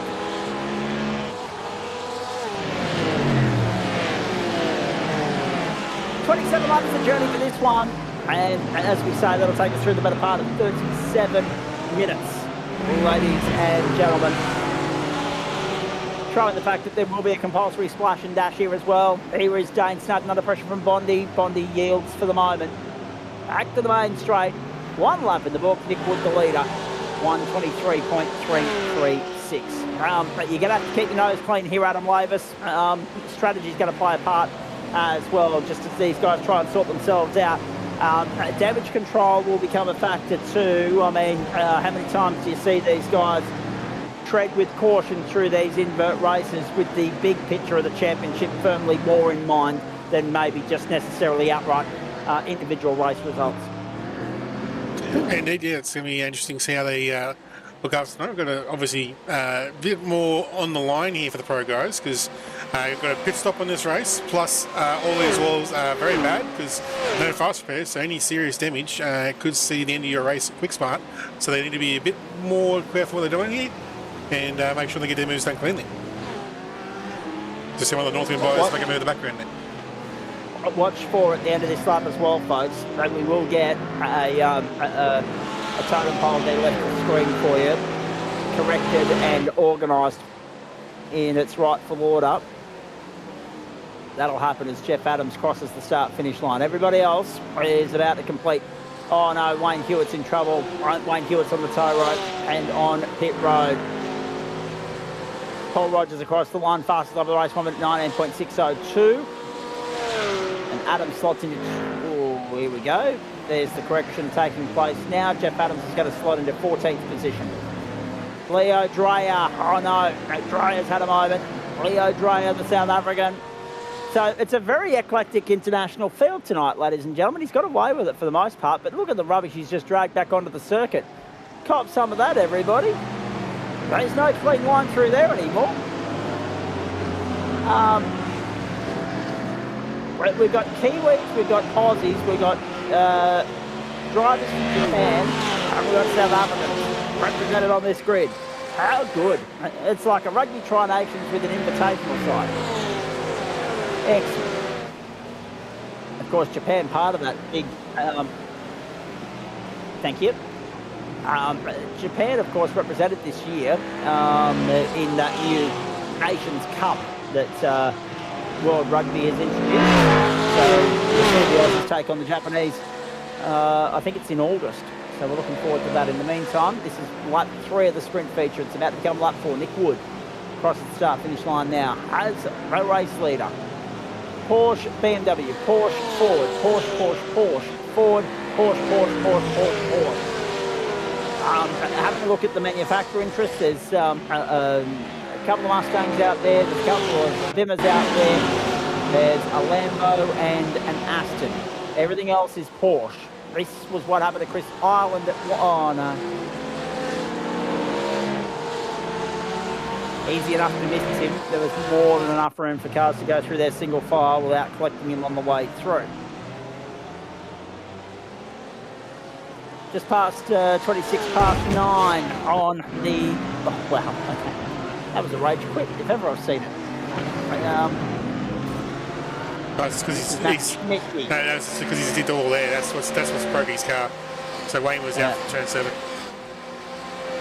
5-second penalty for the 062 for avoidable contact on the 168. Here it is. Oh. So the 062 is Alan Dawson. The 168 Leo Dreyer. Oh, yep. Bang. Light touch of the concrete. So Wayne Hewitt out of business. Dreyer down the bottom of the queue. Well and truly so. And the field relatively spread out at this point.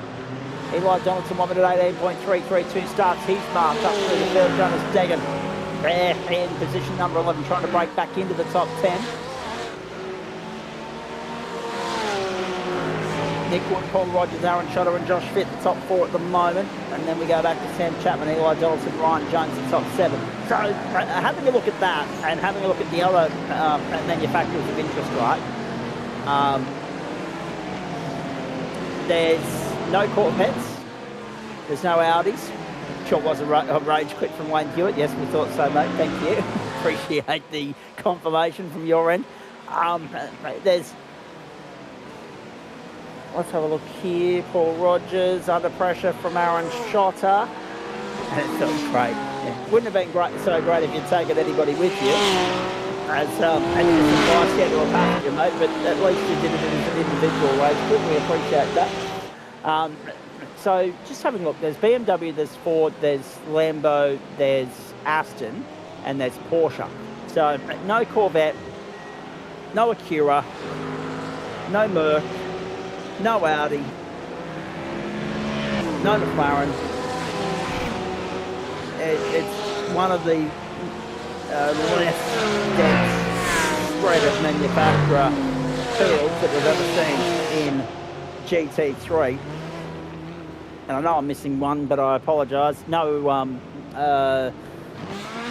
just the brainwave not working for me at the moment to try and figure out what the other one is. But if I go to my list here that I've got in front of me, Acura, Audi, no Ferrari, of course. We saw Ferrari earlier in the other split. And we even saw a McLaren and a Merc over there as well, but no love for those three manufacturers in the 062, Alan Dawson. It goes from bad to worse for him because now he's got a 15-second penalty coming his way for contact with the 770 of Leo Dreyer. So it's, yeah, a hefty couple of invoices coming his way at the end of this race. 1:06 of 27. Nick Wilk leads by 1.5 to Paul Rogers, who's under pressure, under threat from Aaron Schotter now. Schotter goes early to pit lane. See? Strategic thinking, clear track. That's what Aaron Schotter's going for. Well, the only thing... There may be a couple of others go the same route, Adam Lavis, but we'll wait and see. Time will tell. Well, the only thing that might go against me here is Chapo is the first one to do this strategy, but as we can see here, he's only 8 seconds behind running goal. So he's going to quickly catch these guys, and then that strategy's going to start working against him. So he's got about almost the full length of the front straight currently. So he's got some time, but there's a chance it could hinder some of these guys. And also for Chapman, he's actually going to be right behind Schotter. There they are. So nicely done by Schotter. He's covered off Chapman, but now there's Chapman on the inside. No, not yet. Chapo would like to think that he's probably got the pace to cover Schotter, to have his measure, but the problem's going to be actually finding a way through, unless Schotter makes a mistake or triggers a slowdown. They're both going to have to be smart about it here. Onto the back straight we go. To one of the fastest corners in Australian motorsport, and certainly the fastest at this circuit. Flat tilt through the sweeper at turn 8. They run down to the hairpin at 9. Heavy braking zone on the anchors.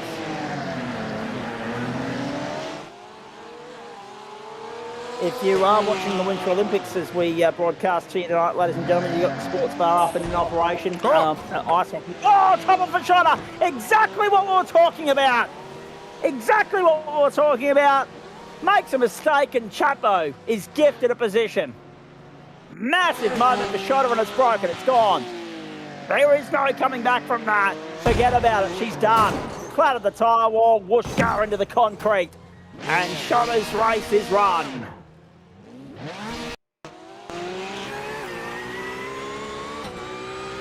Unbelievable bad luck.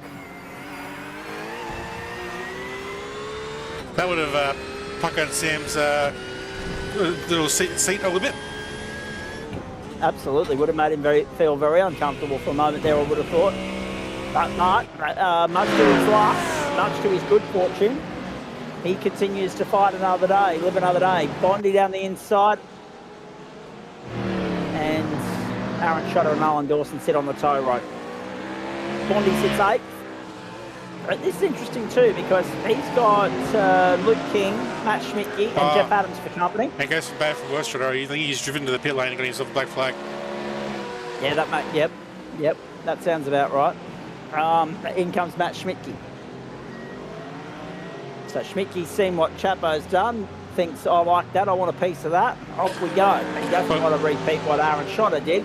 In comes Alan Holgerson as well, who was very impressive at Monza last week. I don't think we probably sold that enough, how good he was on Monza combined against the more preferred Porsches.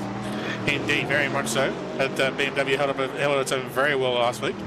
But I think this reverse strat, it's probably going to be more in favour to the guys in that mid-pack because they obviously they're going to have a bit more gap to the end of the field. So those mid-pack guys, the early strat could be the play here. Get yourself some clean air and able to give yourself a nice clean run through those tight corners. Indeed. Oh boy, only 1/3 race distance. 1/3 race distance. And already so much drama in it.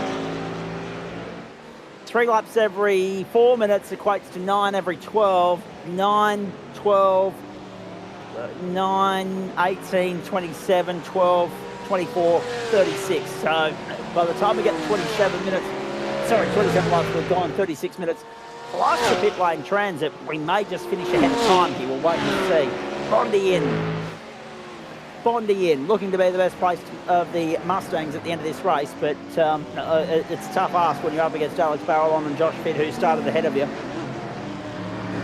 Bondi didn't have the best run in the first race either, only finishing down in 17th.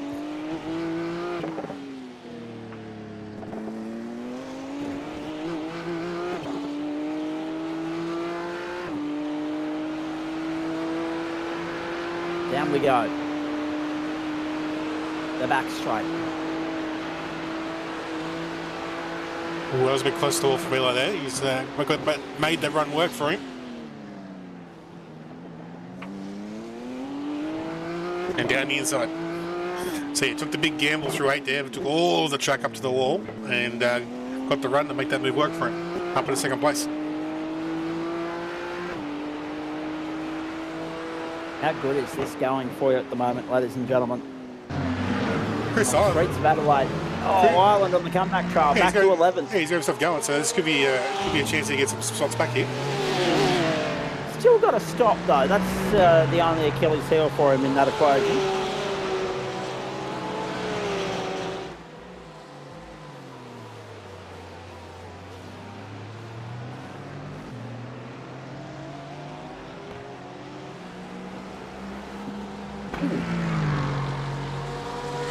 Nick Wood, Eli Donaldson, Paul Rogers, then Ryan Jones, Josh Fitt, Alex Barrelon, Luke Page, Jeff Adams, then Luke King, Dane Snadden, Chris Ireland, Rodney Golan, Sam Chapman, Leo Dreyer, the top 14, and Jonas Dogan in 15th there. Now it's interesting too. I was halfway through talking about the Winter Olympics tonight. You watched short track speed skating, but if you've got a Stan Sports subscription, folks, of course, the curling and the ice hockey are there for you to sink your teeth into and enjoy as well. Must admit, I'm very happy with myself. Had some gift cards to spend in the post-Christmas rush, ladies and gentlemen. I bought a Hubble box last week so that I can put some more streaming apps on my television upstairs in the bedroom. I've got every single one of them at my disposal down here in the office, in the man cave. Just got to work on a stronger internet connection to stabilise them and support them in the coming days and weeks, and that's a work in progress. But one of the strong positives to come out of the expenditure so far is that I couldn't usually... I've got Stan and Netflix on the TV function itself up there in the bedroom, but I couldn't get Stan Sport unless it was on a replay. It wouldn't show me Stan Sport Live.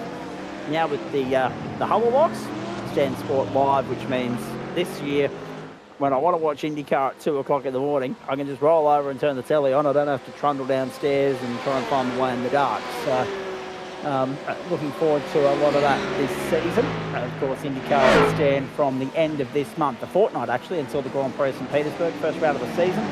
On the same weekend, you'll be seeing NASCAR from Koto on Fox Sports, MotoGP from Thailand, the Thai Grand Prix.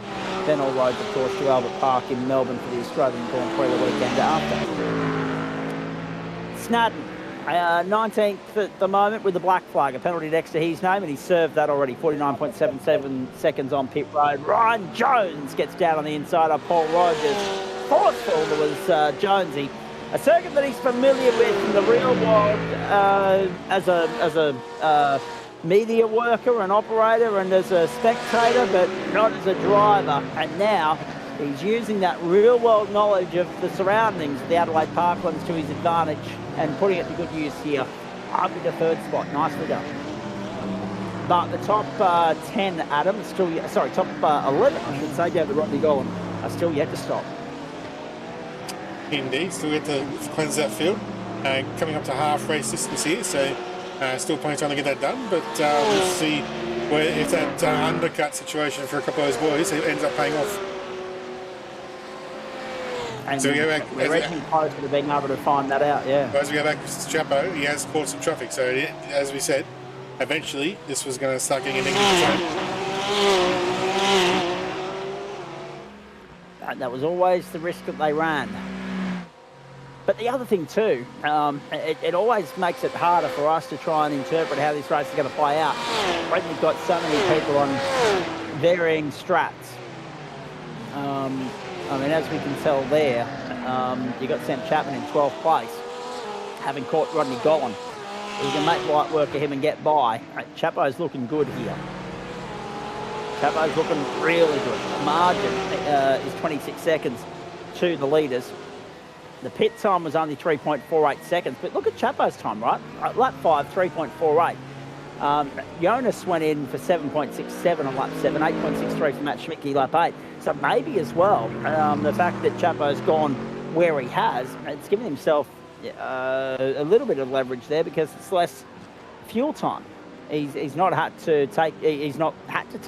been able to take much more on because of the fact that he's barely run it to quarter empty, let's say, maybe a third empty.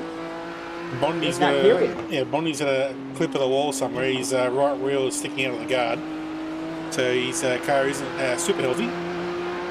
No, not at all. You see a lot of that front wheel there. We shouldn't be able to see. There should be some guard cover on it.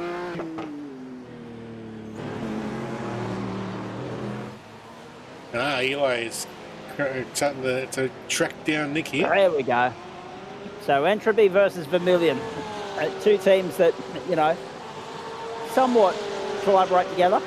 They are, poor cousin, rich cousin type territory, if you like. It'll be interesting to see how tough Nick is willing to make Eli's life here. But Eli's had a great season so far. The championship leader and by a good clip too. That's the one thing we didn't run through earlier was the championship points. Eli Donaldson 200, Alex Barrell on 159, Jeff Adams 152, Aaron Schotter 119, and Nick Wood 110 points. It is 41 points. Eli's won the last 3 races on the trot, won the sprint race tonight to make it 4. Looking to do the double, win the feature as well to make it 5 wins on the trot for him. They are Harry Lillis and Matty Danch and Corey Lazarus-esque numbers that he's running up here at the moment, and it'll be a strong finish to the first half of the season for the Vermilion stable, and he's gone through and got the job done. Didn't look like Nick Wood offered up much sort of fight or resistance to that, and Donaldson goes through with all the pace in the world. He's looking good. Second, first, the last 5 races out of the first 6 of the campaign so far this season. 19th in round 1. He might rue that for a while. But really, to this point of the term, Adam, if you want to play the game smartly, you use that drop round to your advantage. So he's burnt 1 in the first half of the season. He's got 1 up his sleeve in the second half of the season, but he has to make every poster winner in the other 4. And even with that bad finish in week 1, he's done enough to still give himself a 41-point advantage going into tonight. And if he stays where he is, he's bound to extend it. Yeah, even though having 1 bad round, the fact that he's got a handful of rounds with lots of very heavy podium spots, that's always going to, and bonus points, that's always going to push you towards the front of that train. So as long as he doesn't have too many bad rounds, which is unlikely, it is possible, but it's not something he's normally into. So he's looking good so far, but we're only coming out on halfway through the season, so there's still another full 5 rounds to go after this one.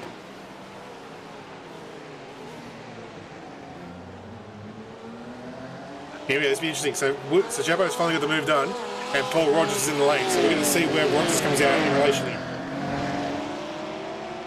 Indeed we are. Indeed we are.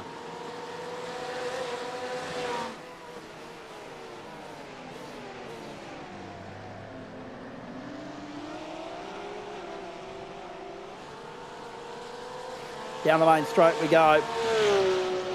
Another lap in the books. Well, already passed. Rogers has moved. He's long stop. Yeah, that was a very long stop. Maybe unnecessarily so. 11.63 seconds. Maybe a mistake there for Paul, because Chapo's just been gifted a free pass.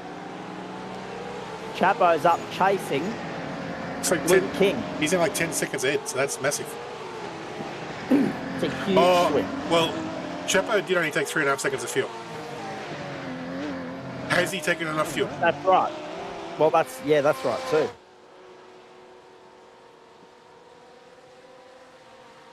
That's right. How much fuel saving is he going to need to do to get in the year?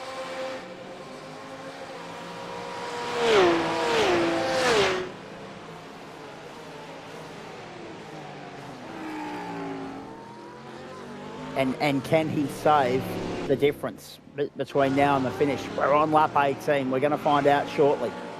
23 and a half, or 22 and a half minutes gone rather, sorry. Platforms the Gentleman Sim Racing Club and Monday Night Motorsport for you. He's Bondi in 18th, thinking better of a move on the inside at turn 8. Oh dear. Marcus Watson, he knows the trick. having fallen victim to the shenanigans of Chapo and Dan Yeaman at the Okayama International Circuit a couple of weeks ago. Good on you, mate. Oh, brilliant. How good.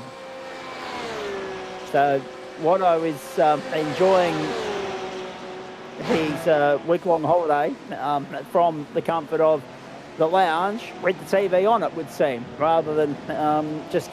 If it was me, I'd be walking away from it altogether. I wouldn't want to know what the hell was going on. But obviously, Watto's invested, which is good to see. Don't forget, Marcus, Winter Olympics are on, mate. Short track speed skating right now. No holds barred there.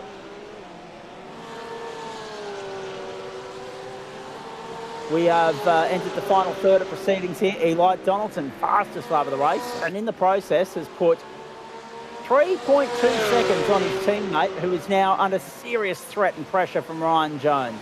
So DPR Racing have caught up to Entropy. 3 different teams in the top 4, 4 in the top 5 at the moment. There are 2 DPR entries in the top 4 right now. Jonesy still hasn't changed that. Remember last week he said, sim rigs are no longer part of the picture. I need to fix that. We told him now's as good a time as any. Still hasn't done it. It's still showing. Simrigs.com DPR, but it should just be DPR Racing. We've been reliably informed. On the limiter here, will he be limited enough down the inside? Oh, well done. Down the inside. No. No, it didn't. You're right. That didn't work. Oh, on the exit. Here's Jonesy on the outside. Wood will be on the inside. Wood moves across. Jones is looking at him. Breathing down his neck, trying to find a way through. Wood's making life difficult. That'll work into the lap of Eli Donaldson. Jones bails out of it, goes to pit lane. And fair enough too. Donaldson tries now to get the overcut on Jones, while Jones will opt for the undercut.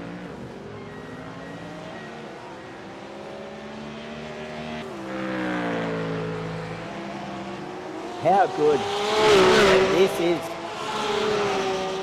This could go either way here. Oh, jeez. Speaking of things that could go either way, two person crash in the speed skating, and a third was on their way down. Oh no, Dane Snadden, another one. He's already had one tonight. He's now got a second. Oh jeez, when it rains it pours. It's not Dane Snadden tonight, is it? But the Italian skater that got caught up in that incident there too, by the way, that I was just mentioning, it looked like it was going to be 3. It ended up being 2 because the Italian skater has crossed the line backwards. Has managed to keep it upright and loses out by 9 centimetres to the first place competitor that didn't end up in the wars and was able to go through clean and unscathed. And the Italian has crossed the line backwards. Maybe a silly question, but you join the iRacing server, Zach, or just watch off the screen? Mate, I used to, and by the way, Adam Richards from Disruptive Labs is tuning in there as well. If I have to stay longer than we thought, I have been cleared to have the sim in the hospital. Excellent. That's good news for you, Richard. And good news for us as well, mate. To Mark, and I hope you're well, buddy. We know that you've been in there for a while. We know that you'd be getting sick of it. Matt Schmidt, you down the inside. I'll come back to Marcus's question. Haven't forgotten that. Nicely done by Schmitty up at the 15th spot. Josh Fitt, Luke Page, Rio Dre at a pit lane. Alex Barrelon coming through. He's already stopped. So to it, Paul Rogers and Luke King. Oh no. Oh no. Josh Fitt, that top 10 charge falls short. Oh, you wouldn't fair dinkum read about it, would you? So Chapo's jumped It's a cool game moderation. But not by much. Chapo's come through in 4th. But the question is, I don't think he's catching Donaldson. Nick Wood's a chance. He's a chance at catching Nick Wood. But when's the critical lap? How deep can they run? We're already 27.5 minutes into the thing. In comes Donaldson. That answers the question. 6 laps to go. Donaldson's on pit road. Wood's on pit road. Jeff Adams will most likely follow. Chapman, Jones have already ticked the box. Ireland and Golan have not. They're the only 2 left to stop now. The field will be cleansed. Dane Snowden's out of business. Josh Fitt's out of business. Aaron Schotter is 5 laps down, but has got back on the racetrack. Alan Dawson parked up and done. Wayne Hewitt parked up and done. Here comes Eli Donaldson back out into the black stuff. Nick Wood's out as well. Here comes Chapman and Jones straight past. Straight past. Well, Chapo's got by. Now Jones does as well. On the run to turn 1, that was tight. So Nick Wood has lost 2 spots in that. He's lost that to Jones, and Chapman's got them both. I'm just trying to... I'll come back to the comments from both Richo and Watto as soon as we've got a chance to come up for air here, boys. But just Rodney Golan left to stop now. The field will be cleansed after that. Firstly, to you, Richo, you poor bloke. We know you've been missing the sim racing. We know we've been somewhat keeping you amused and entertained whilst you haven't been able to be in the rig yourself. And we appreciate you tuning in for the broadcast. And we love the fact that you're throwing so much weight and support behind the club this season. You're an integral part of what we do. It's great to have you involved, and we look forward to having you further involved in the weeks ahead. I'd be going insane by this point if I was you. If I'd been in there for that long, you'd be having bed sores among other things. But we hope that you get you turn a corner and everything's good in the next short while. You get the all clear to at least get back in the rig. That's the main first step, and then everything else falls in after that. As for you, Watto, I did this a couple of years ago. I took everyone inside the man cave in which I broadcast from to give everybody a little bit of insight into what I do and how I do it. But the reality of the matter is, they used to log me in. Paul Nichols, the original wheeler and dealer of the club that I did business with, he bankrolled it actually on behalf of the club, that I would have my own iRacing subscription and I'd log in that way, and all the sound effects and everything else would come through the timing screen, etc. and so forth. But as the art of broadcasting this caper has become more frequent and more advanced, as Matt Schmidtke and Rodney Golan have both got a slow and a serve, we've found ways to be able to work our way around me not having to be in the rig. So all the information that you are seeing on screen at the moment as I'm commentating, race control has just been hit up to have a look at something too, by the way, folks. So we'll have a look at that shortly. But I think he's happy with Schmicke defending with a slowdown. Yeah, copy. But yeah, to finish answering Marcus's question, I used to jump into the rig. Used to jump into the server, I should say. Used to jump in there and I'd have all the info at my disposal via that with the timing screen and everything else. But then obviously we've developed more sophisticated ways in which to save me an iRacing subscription, in turn save the club an iRacing subscription per year, and save the need for me to jump in to the server, and I can watch it now through the feed that Adam sends me via Discord, which is exactly the feed you see at home, which is how I can see the comments as they pop up on the screen. I run the timing screen through SDK, and all the other relevant information like our club sponsor list, our point standings, our calendar, I've now got running off a separate third screen as well. I've recently updated all my technology, my infrastructure here over the off-season. Exit stage left for Bondi. Or actually, no, stage right in that instance. That's unfortunate for him, but he keeps going nonetheless. He's sitting 17th at this point in time. Rear suspension isn't happy. No, he'll need to come in and get that looked at. Eli Donaldson leads with 3 laps to go by 4.48 seconds to Sam Chapman. 25 or 27 for you on the streets of Adelaide. So yeah, mate, long and short of it, don't jump into the server proper, because my feed is sent to me directly by Adam Lavis sound effects come through the ears, pretty much as you hear it at home. Happy days. And that's how the magic and the art of it all comes about. So I updated the setup here over the summer because I used to run a third screen, which was the laptop, and sometimes a fourth screen, which was a second TV monitor.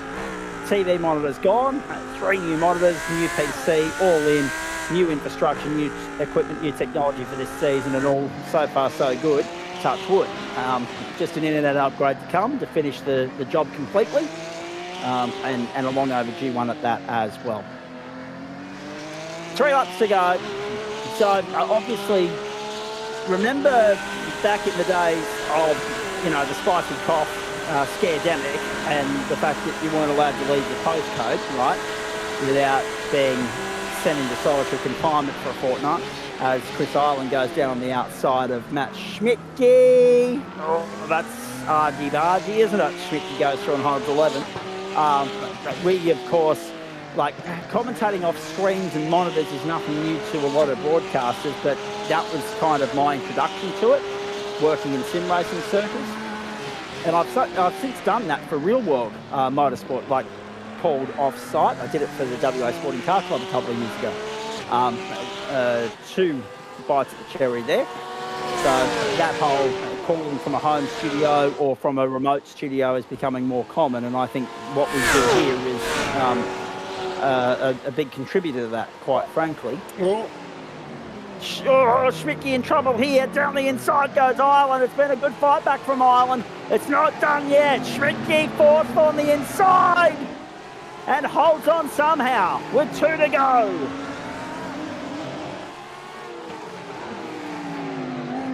It became an ongoing expense because every time we had a new circuit and every time we had, just to finish on the point about me being in the iRacing server and having an iRacing membership and everything else, it became an ongoing tax expense for everybody involved because it was that we needed a new car or we needed a new circuit to be brought to so I could log in. So it wasn't a financially effective way forward. At least we've now been able to find more economically friendly ways and viable ways in order to do that. You boys hold tight. We'll come to you shortly. Robinson, of course, here, fresh from the Pro-Am split, of course. And Bondi here, fresh from actually, he's still in the cockpit at the moment, but it's almost like he's thrown in the towel. White flag in the air one more time around on the streets of Adelaide. Schmidtke's trying to get back into 11th spot. Now under pressure from Rodney Golden, who's 13th. And Jonas Deggan is 14th there, one of the new members of the club, with the Japanese flag flying proudly next to him at this point in time. And expanding the international reach of the platforms of the Gentleman Sim Racing Club. Matt Schmidtke's got to slow down, ladies and gentlemen. Keep your eyes peeled on that, because that could cost him when we get to the back straight. He'd love to get up on the inside of Ireland before then, but I don't think he's going to get his wish. Now he's, of course, vulnerable to the next car in the queue. Eli Donaldson doubles up in Adelaide. Doubles up in a sprint round for the second time in 3 weeks. He did it at Shell V Power Motorsport Park in South Australia as well. He then went and cleaned up on the Monza combined circuit in Italy. Back into Australia this week, back into victory lane, back doing the double. 5 wins on the trot for Eli Donaldson, and 1 hand on the championship, you'd have to think. Brilliant stuff from him. Brilliant stuff also from Ryan Jones to go second again. Always the bridesmaid, never the burrow. And then Sam Chapman in the third, Nick Wood in for 4. Someone's run out of fuel. Wow, Chris Island. So what on earth has happened here? Island has coughed and spluttered across the line. Or did he have a slowdown to clean? No, he's just run out of fuel. Oh, Schmidtke straight through the middle. I'll have that. Thanks very much. Holds off Rodney Gollan. Have a look at this. And then holds off Jonas Deggan behind them too. Chapman in for 3rd. Rick Wood 4th. Vermilion 1-3. Entropy 4, DPR 2. Northwind 5th, 75 6th. a range of different teams in the top 10 there, not least two representatives from Whiskey Business Racing and Matt Schmidtke 11th, I might add. The winning margin was 5.77 seconds. We've had a great night here. My old voice box is going to be struggling tomorrow. Thanks very much, gentlemen. Donaldson continues his winning way. 6 podium finishes on the trot, 5 wins on the trot, 3 round sweeps on the trot. He is just carving it up this season. Then, of course, we went back. Luke Page was 7th behind Paul Rogers. Alex Barrelon. So good to see Porsche 1, 2, 3, 4. That was expected. But then a Ford, a Bimmer, 2 Bimmers in the top 10, 7 Porsches, and that Ford of Alex Barrelon. Matt Schmidtke, the best and only placed Lambo in the field in 11th. Then Golan, Dagan, Hill, Ireland, Dreyer. So Ireland with that cough and splutter has done himself no favours whatsoever. Dreyer, Bond, Schotter, Fitt and Snad in the top 20. And of those, only 19 will be classified. Dawson and Hewitt also the other retirements in all of that. Wowee. What the hell? Good night. Really solid fever pitch sort of racing. The results from the second race, the feature race for Pro-Am. Whoa, look at this. The winning ways of Porsche have just been put to bed because it was a Mustang winning race 1. It's a Merc winning race 2. You'll hear from Paul Wood in just a few moments' time. Neil in for another second, another podium finish for him. Broden Friend, Daniel Cheney, John Wright, Bobby Commode, Dale Sharp, Jonathan Akers, Ian Stahl Hansen and Sean Benici. The absence of Greg Heaney's name on that list also poses a question to the leader of Whiskey Business Racing in just a few moments' time as well. Eli Donaldson's about to join us, the boy from Gundagai here, and I want a quick one from him before we let him go, because we do have to let the school kids get their sleep so they can get up nice and early and go and be attentive and useful for the day. Of course, attentive and polite and cooperative. My niece got in trouble for that actually one day. I was on school pickup one day a couple of days before the end of the school year last year, boys, and I don't mind telling you this because I've walked in there and she normally just walked out on her own, but the teachers accompanied her at a gate this day, and they said, Harper was not in the best of sorts and a bit disrespectful for the day. I said, mate, I know her mother, I'm not surprised. Her mother, of course, being my sister.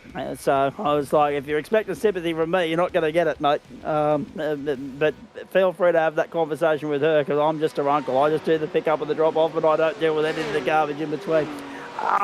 Bondi.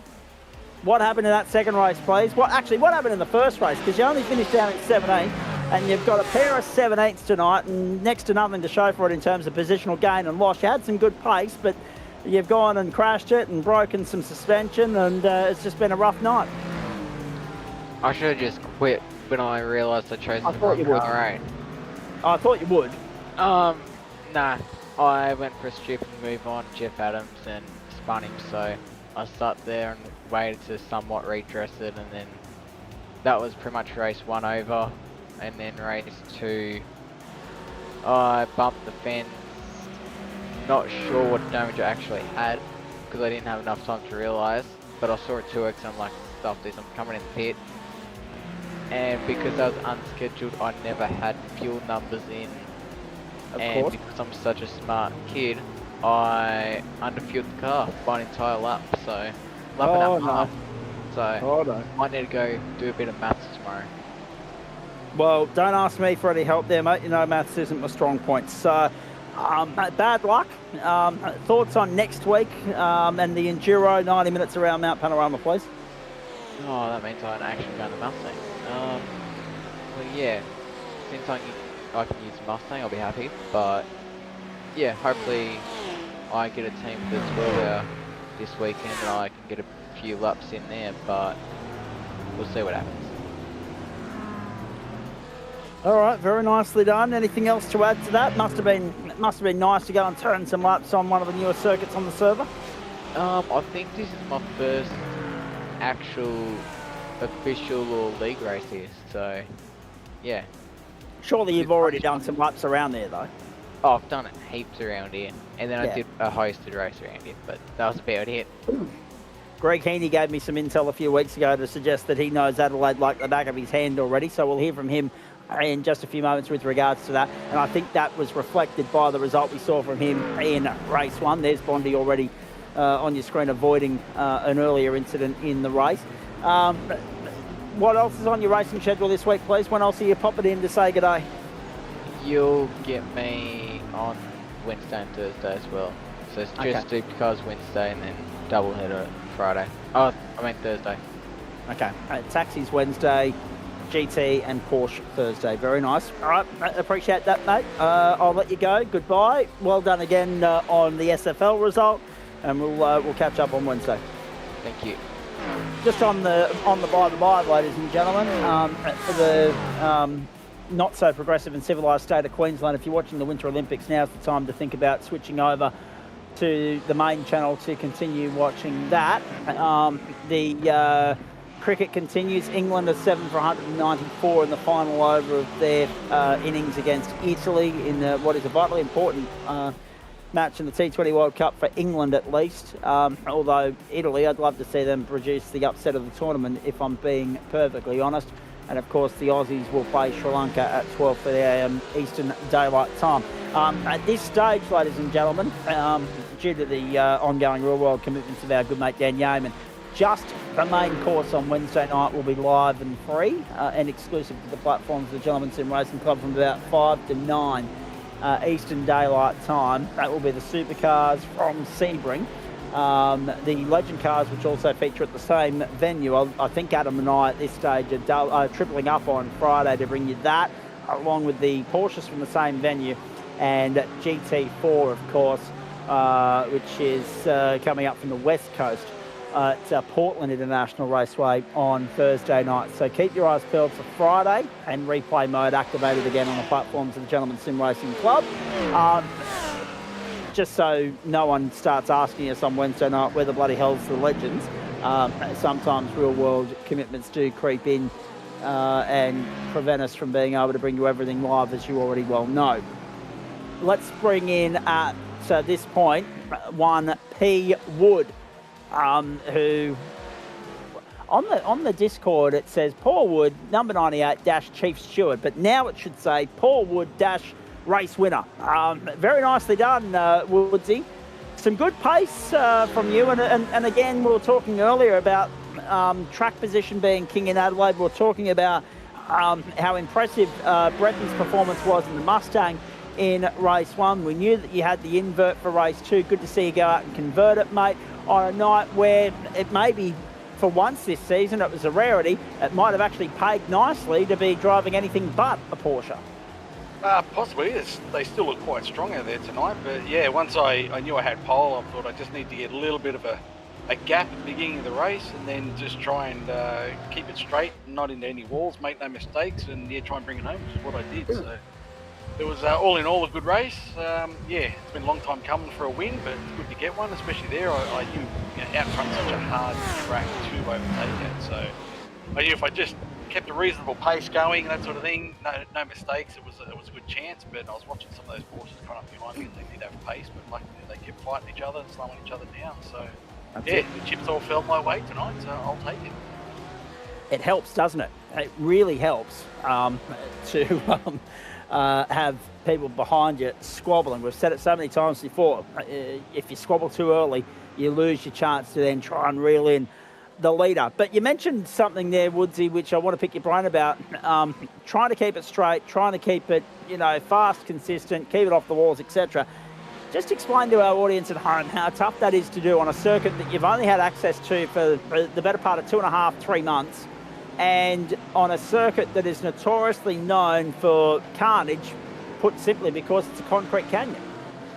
Yeah, there's not a lot of room to make mistakes, and you hit anywhere here and it really hurts the car. But yeah, it's just a matter of just keeping a steady pace. The Merc was okay here, and it seemed to ride the rips, which was okay, so that helped. But in the first race, if I had to actually push or even try to battle, it was very, very easy to trip it up. So I knew out in front, I just needed to keep braking everything just nice and smooth, accelerate nice and smooth, and not light the tyres up so they lasted well. And just kept that plan, kept consistency all the way to the end, and it managed to work. But yeah, just going to the pit stops, I was watching a few of the guys coming up behind me, they were gaining, and I was like, well, I really hope I'm not using too much fuel, because I was going hammer and tong, so I wasn't trying to save any fuel or anything, just to try and eke out as much of a gap. So I knew when I went into the pits, I had a couple of seconds up my sleeve that if I needed a bit more fuel, and luckily it seemed to work. I come out with a bit of a gap and just managed to build it from there. So yeah, I'm happy with it.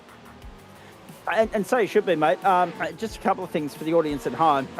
There was a comment there in our YouTube thread from Jeff suggesting that it must be the new wheelbase. So I want your thoughts on that. But also, I want our audience to be assured that you're still inside at the moment, and there must be either a desk fan or a ceiling fan or an air conditioner blowing a gale in there, and that you haven't walked outside into a cyclone-esque type breeze. There seems to be a fair bit of air hitting the microphone there. Woodsy, no windsock to cover it off? Does that sound much better? I've actually turned the fan on. Yes, I've got the fan sitting about a foot over my shoulder because it's pretty damn hot here. And that was a very, very sweaty race, and to say I was nervous, it'd be an understatement, because it's been a while since I've started a race from pole, let alone actually been in the front for most of it. So especially around this sort of track, you just couldn't afford to relax for a second. So I'm happy, I'll take it. It's a bit of a ego boost, so we'll see if we can transfer anything else the rest of the season. I must say, I had to do a double take when you first started chatting there, Woodsy, because like you, my desk fan is sitting a foot away from me, and even though it's been a mildly sort of comfortable day here by Queensland standards for the middle of summer, even though we started and finished it an hour behind and we never catch up, it's actually been not too bad. But when you sit in the cockpit in the office here and you got everything running, the temperature rises pretty quickly. So when you started talking, I had to do a double take because I was like, hang on, is that my end or his? And I was going to move the fan accordingly, but thankfully it was your end. The interesting thing about all of that, though, mate, is it has been a while between drinks. How nice is it to put yourself back into a position to go out and convert and grab a race win? And then how do you use that confidence booster to push forward into the second half of the term? At the moment, I'm just still trying to eke as much out of the Merc as I can, because those Porkers, man, they're a real handful. They've just got it all round, basically. Can out-brake me, out-accelerate me, and they seem to have top speed. So it's all down to tactics at the moment. I'm just trying to use them to drag me around, so they're giving me a little bit extra pace just from the draft. So I use that, and I said just aim for consistency, keep the car straight, and see how it all shakes out at the end. But yes, to Jeff's question, the new wheelbase is going really well. I've inherited his old one, so yes, it's making a bit of a difference. So yeah, let's hope it keeps bringing me a little bit more luck and increases my talent a little bit, because it'd be nice to have some talent. Well, I mean, you've clearly got some, Woodsy. I mean, you're not going out there grabbing race wins if you don't. Looks like an extended post-race show coming up tonight, ladies and gentlemen, because Jones has jumped into the house as well, and there's plenty to pick Jonesy's brain about, let's be perfectly honest. But in saying all of that, let's go back to you, Woodsy, because next week, Mount Panorama, 90 minutes, Pro-Am being broadcast, so you guys are front and centre for the entirety next Monday night. We can't wait, right? Do the results of yesterday serve as a bit of an omen for you to go out there and kick backside next week or not? I'm praying that the Merc is as dominant as it was this weekend, because that's not how it's looking so far. So if we can get that, I'll be happy. But yeah, again, it's another track that the race is not over until you cross that checker flag, because anything can happen at any time, and a little mistake will cost you big time. So yeah, that should be good. We'll try and put on a good show, and hopefully I can keep some results going. And yeah, I'm not going to say I get a win, because Bathurst is always a hassle, but yeah, some of these other guys are a bit too fast. So if I can get top 10, I'll be happy. All right, very nicely done. But we'll be happy for you as well. Well done tonight, mate. Great effort. Great to see you back up at the pointy end. Go well for the rest of the week. We'll see you next Monday night. All right, thanks, guys. Rightio, from Paul Wood. Geez, no shortage of choice here. Andrew Neal's even snuck into the house. Eli Donaldson we have to hear from as a race winner. Kurt Nommensen, Jeff Adams, and Sam Chapman, who's muted himself for the moment, so he's obviously not available just yet. And of course, we've got two reasons to speak to Ryan Jones, and I'm not saying that just because he finished twice in second position in GT3. I'm also talking about the 2/4 in Super Formula One. At least he was consistent tonight. Greg Heaney's microphone's lighting up like a Christmas tree at the moment, and I apologise for using that word so early in the year. Are you in a hurry, Greg, or can I bounce around here? If we can run through mine, it'll be quick. Yeah, righto.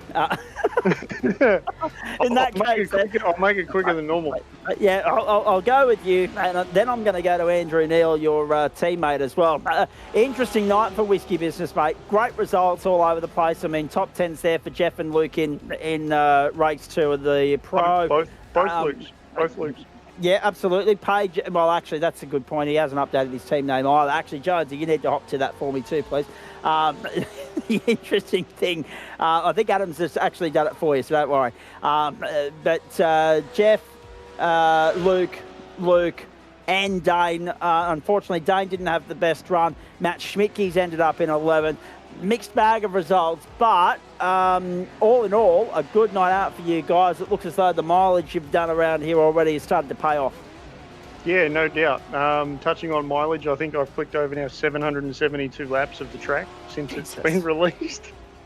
Jesus Christ. Your game, you're keen. Oh, it's a cracking track to drive, I'll give you that. It's good to race on. I mean, I'm going to have to watch the replay back tomorrow to listen to you screaming your head off at us for going at it while the Mustang nicked off in race 1. We're going to talk about that, don't worry. But yeah, no, touching on the guys in the Pro Split, yeah, I saw the results. I saw the end of that. Fantastic drive from all the guys. Obviously unfortunate for Dane, but yeah, it's a good showing. I think we had 12 cars across the 3 splits on track tonight. So definitely a good showing for everybody. So happy with that. I do want to talk about race 1 with you, but I'm obviously going to go to race 2 first, Greg, but finish your point first. I was going to say, I was just going to make a comment on Richo's comment there in the YouTube thread. Yeah, I reckon that might have something to do with it. I love it. Great to have Richo tuning in as well. Nice to know that we're helping keep some people sane. Let's be perfectly honest, we're probably for every person we're keeping sane, we're probably driving 2 insane, but we'll take the positives, right? Greg, let's come back to race 1 in a moment, because that was the one we broadcast live and we were excited about that. We enjoyed that. You had some scintillating pace. What the bloody hell happened in race 2 though? Because as I said, I ran through that top 10 and your name was nowhere to be seen. Yeah, I finished 13th or 14th. I had a whoopsie at turn 1. Oh dear. And you don't have a small whoopsie at this circuit, do you? Oh, it was probably about average. Somehow the car was still drivable because I found the left-hand side tyre wall instead of the arm coat. Yeah, that's probably fair. So I think I got away lightly, shall we say. And yeah, I think I ended up losing about 30 seconds on that lap. So the car was still drivable. I still managed to make it to the end inside the point. So happy with that. Absolutely elated with my race 1 result. Luke King was warning me. He's like, you're going to have to watch your pace around here. There's every chance you're probably going to get elevated after the amount of laps that I've done and the pace that I'd shown earlier on when it was in the official week. So, yeah, who knows what happens after this. Well, I think Brooklyn Bretton's on the cusp of being elevated as well, considering the absolute domination in race 1. However, in saying all of that, let's talk about race 1, mate, because A, you had scintillating pace, but B, you probably didn't have as much luck as the drive deserved, quite frankly. At one point there, you were on track for second. You just weren't able to get by Bobby Camo, and a slowdown cost you a position to your own teammate, Andrew Neal, as well, who we'll hear from in a moment. He's had a great night. I can't wait to get his take on it, but obviously there was a bit of musical chairs going on there later in the piece, and we're running through your results so far this season. You needed a good result tonight, and at least you got one in race 1. Yeah, most definitely. I think all of us, maybe except for Broden up the front, everybody that was in that little battle pack with us, I'm pretty sure we all tripped up on the slowdown at some point. And it was just a matter of the amount of pace we were carrying. We were copping, I think, about 1.2, 1.3 seconds worth of slowdown. So it was a matter of trying to wash it off before you got to turn 7. Otherwise, you had to lift on the straight. I know Andrew copped one. I obviously got past him, and then I copped one, so he got past me. And then it was just a case of play on and see where we end up in the end. But yeah, I did apologise to John Wright for the scare early on in that race. He copped a slowdown and slowed down on the exit of the chicane, and I almost sent him into oblivion at turn 4. But managed to keep the car completely off the wall, still found the grass, but managed to push on from there and chase down the guys up the front. So. Right, very nicely done. I mean, obviously, we'll get Andrew's take on his night in a moment. The rest of the team going gangbusters, though, mate, bodes well for the second half of the season. So, firstly, your thoughts on Mount Panorama and 90 minutes around there, although we'll all have, we'll all be to the point of being happy to see the back of it, considering how much we've seen of it over the course of the weekend if we're parked anywhere near a television. So it'll be a case, a bit like Daytona a couple of weeks ago, there was a saturation of that. Now we're going through saturation of Mount Panorama. Then it'll be Sebring. We know how this goes, right? So your thoughts on that, 90 minutes, how you think the Porsche will handle that, and then what else is on the agenda this week for WBR? We'll have obviously guys on the track for myself and hopefully Aiden back on track for the Legends, and then we've obviously got the group of guys turning laps in the supercars, Porsches, GTEs. So we're pretty busy for the rest of the gents week, and then we've got the 12-hour on the weekend. So we've got 2 cars lined up for that. One doing the early morning Saturday run, and then one doing the Saturday night run.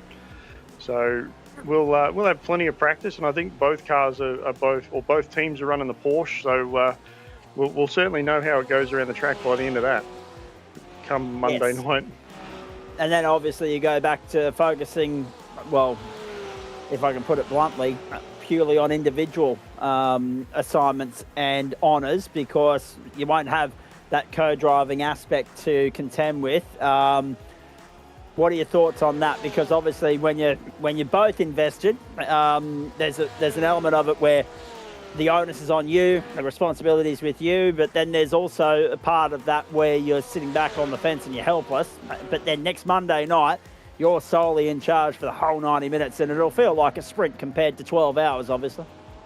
Oh yeah, most definitely. I mean, with the 12-hour, it's just a matter of making it. I believe it's just going to be a matter of making it through the first half an hour or so. If we can get through that cleanly, and then it's just a matter of dig in and survive, really, to be honest.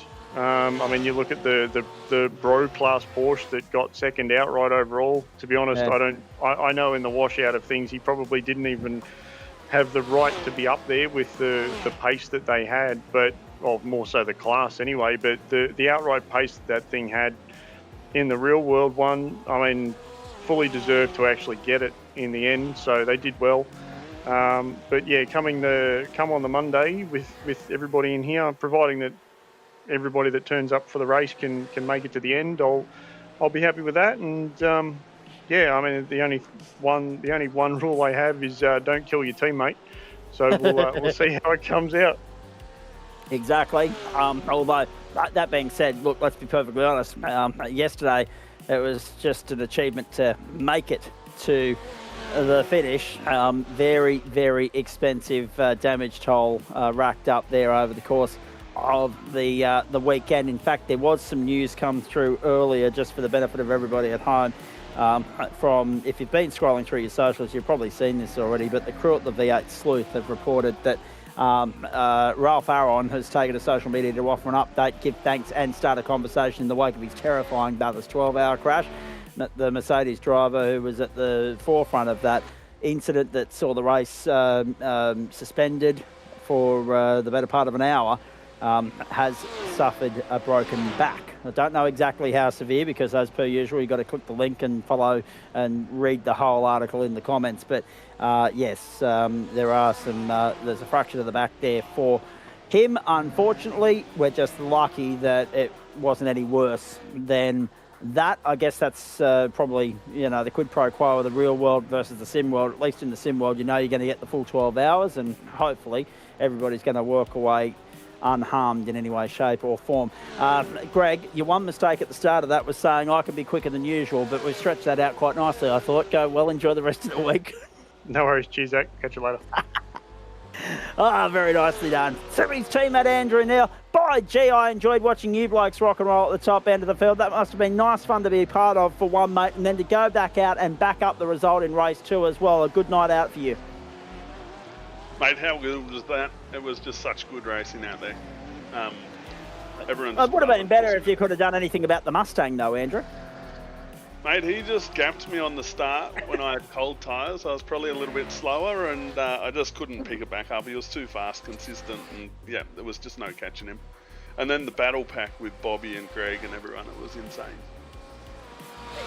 He didn't just gap you, he gapped everybody. But can we have a chat about that? How disorganised, how unformatted was your start? The top 6, the top half dozen crossed that line single file to see the green flag. If that was real world motor racing, you would have been doing another formation lap, I would have thought. I can't even remember the start, to be honest. Yeah, but fair enough. no, I was glad that the other cars peeled off pretty easy, so it was nice to go through turn 1 without someone up the inside. Have you done as many miles around here as Greg Handy, your teammate and team boss, or have you just lent on his expert insights and, I guess, experience around here, mate? Mate, I do not think there is anyone else on the service that has done that many laps. No, exactly. The time commitment that is put into Adelaide and the I-rating farming, yeah, was second to none. I've done probably a 10th of those laps, I reckon. High-rating farming, I like that. That's a new one. We'll use that. Very nice. Adam Lavis is still crunching points and everything else, ladies and gentlemen, so it'll be a while before we can bring you the full update with all of that. But that's a strong way for you to finish the top half of the season, mate. Now we get into the bottom half of it starting next week, Mount Panorama. But just quickly, give me and everybody at home a little bit of insight into the second race and how you went about that. Considering that was the one that we didn't see. So obviously you go from being in the top 3 in that battle, right in the thick of it, you're thrown towards the back half of the top 10. How do you go about strategically working your way through, keeping it off the wall, unscathed, staying out of harm's way, and coming through and bagging the same result? Mate, my strategy was to first 9 laps, I think it was, 8 laps, 9 laps, and then get into the pits if the guys were doing another lap in front of me. So I peeled out. Unfortunately, I got stuck with one of the back markers and had a bit of argy-bargy going into turn 1, but that slowed me down a bit and probably gave Paul a bit more of a gap at the front. But credit to him, the pace on him was good in that last race. All right, very nicely done. From your standpoint, we know that Greg normally takes up the team spokesman role, so he doesn't mind a chin wag. You obviously don't mind one either, but when we get you in here for a chat, you're a man of few words, so we appreciate you hanging around. Give me some insight into what your week looks like now as you prepare for 90 minutes around Mount Panorama next week. Are you going to go and have a dabble in some of the other offerings that we've got, or are you focusing solely on Bathurst, and how do you go about that? Yeah, I think I'll just focus solely on Bathurst. My missus is going away up to Coffs Harbour for a few days, so I'll just tuck in where I can, do a bit of practice for the big 12-hour on the weekend, and then I'll be primed for Monday night.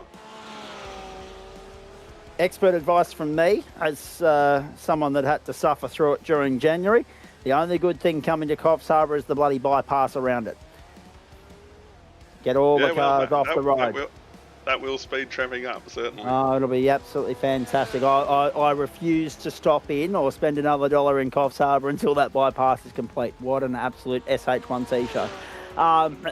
Take your patience with you, ladies and gentlemen, and when it comes to driving, because no one knows how to do the speed limit, I'm right at the bottom of the list of people when it comes to patience and tolerance for that sort of stuff. So as soon as that bypass is done, Coffs Harbour will never see me again unless I have to go in there for some holiday purpose. Andrew, when it comes to Bathurst, what's a pass mark there, please? What do you mean, what's a pass mark? Well, where are the goalposts with regards to what you want to... What are you hoping to achieve in terms of a race finishing result is concerned? In GSRC or the 12-hour?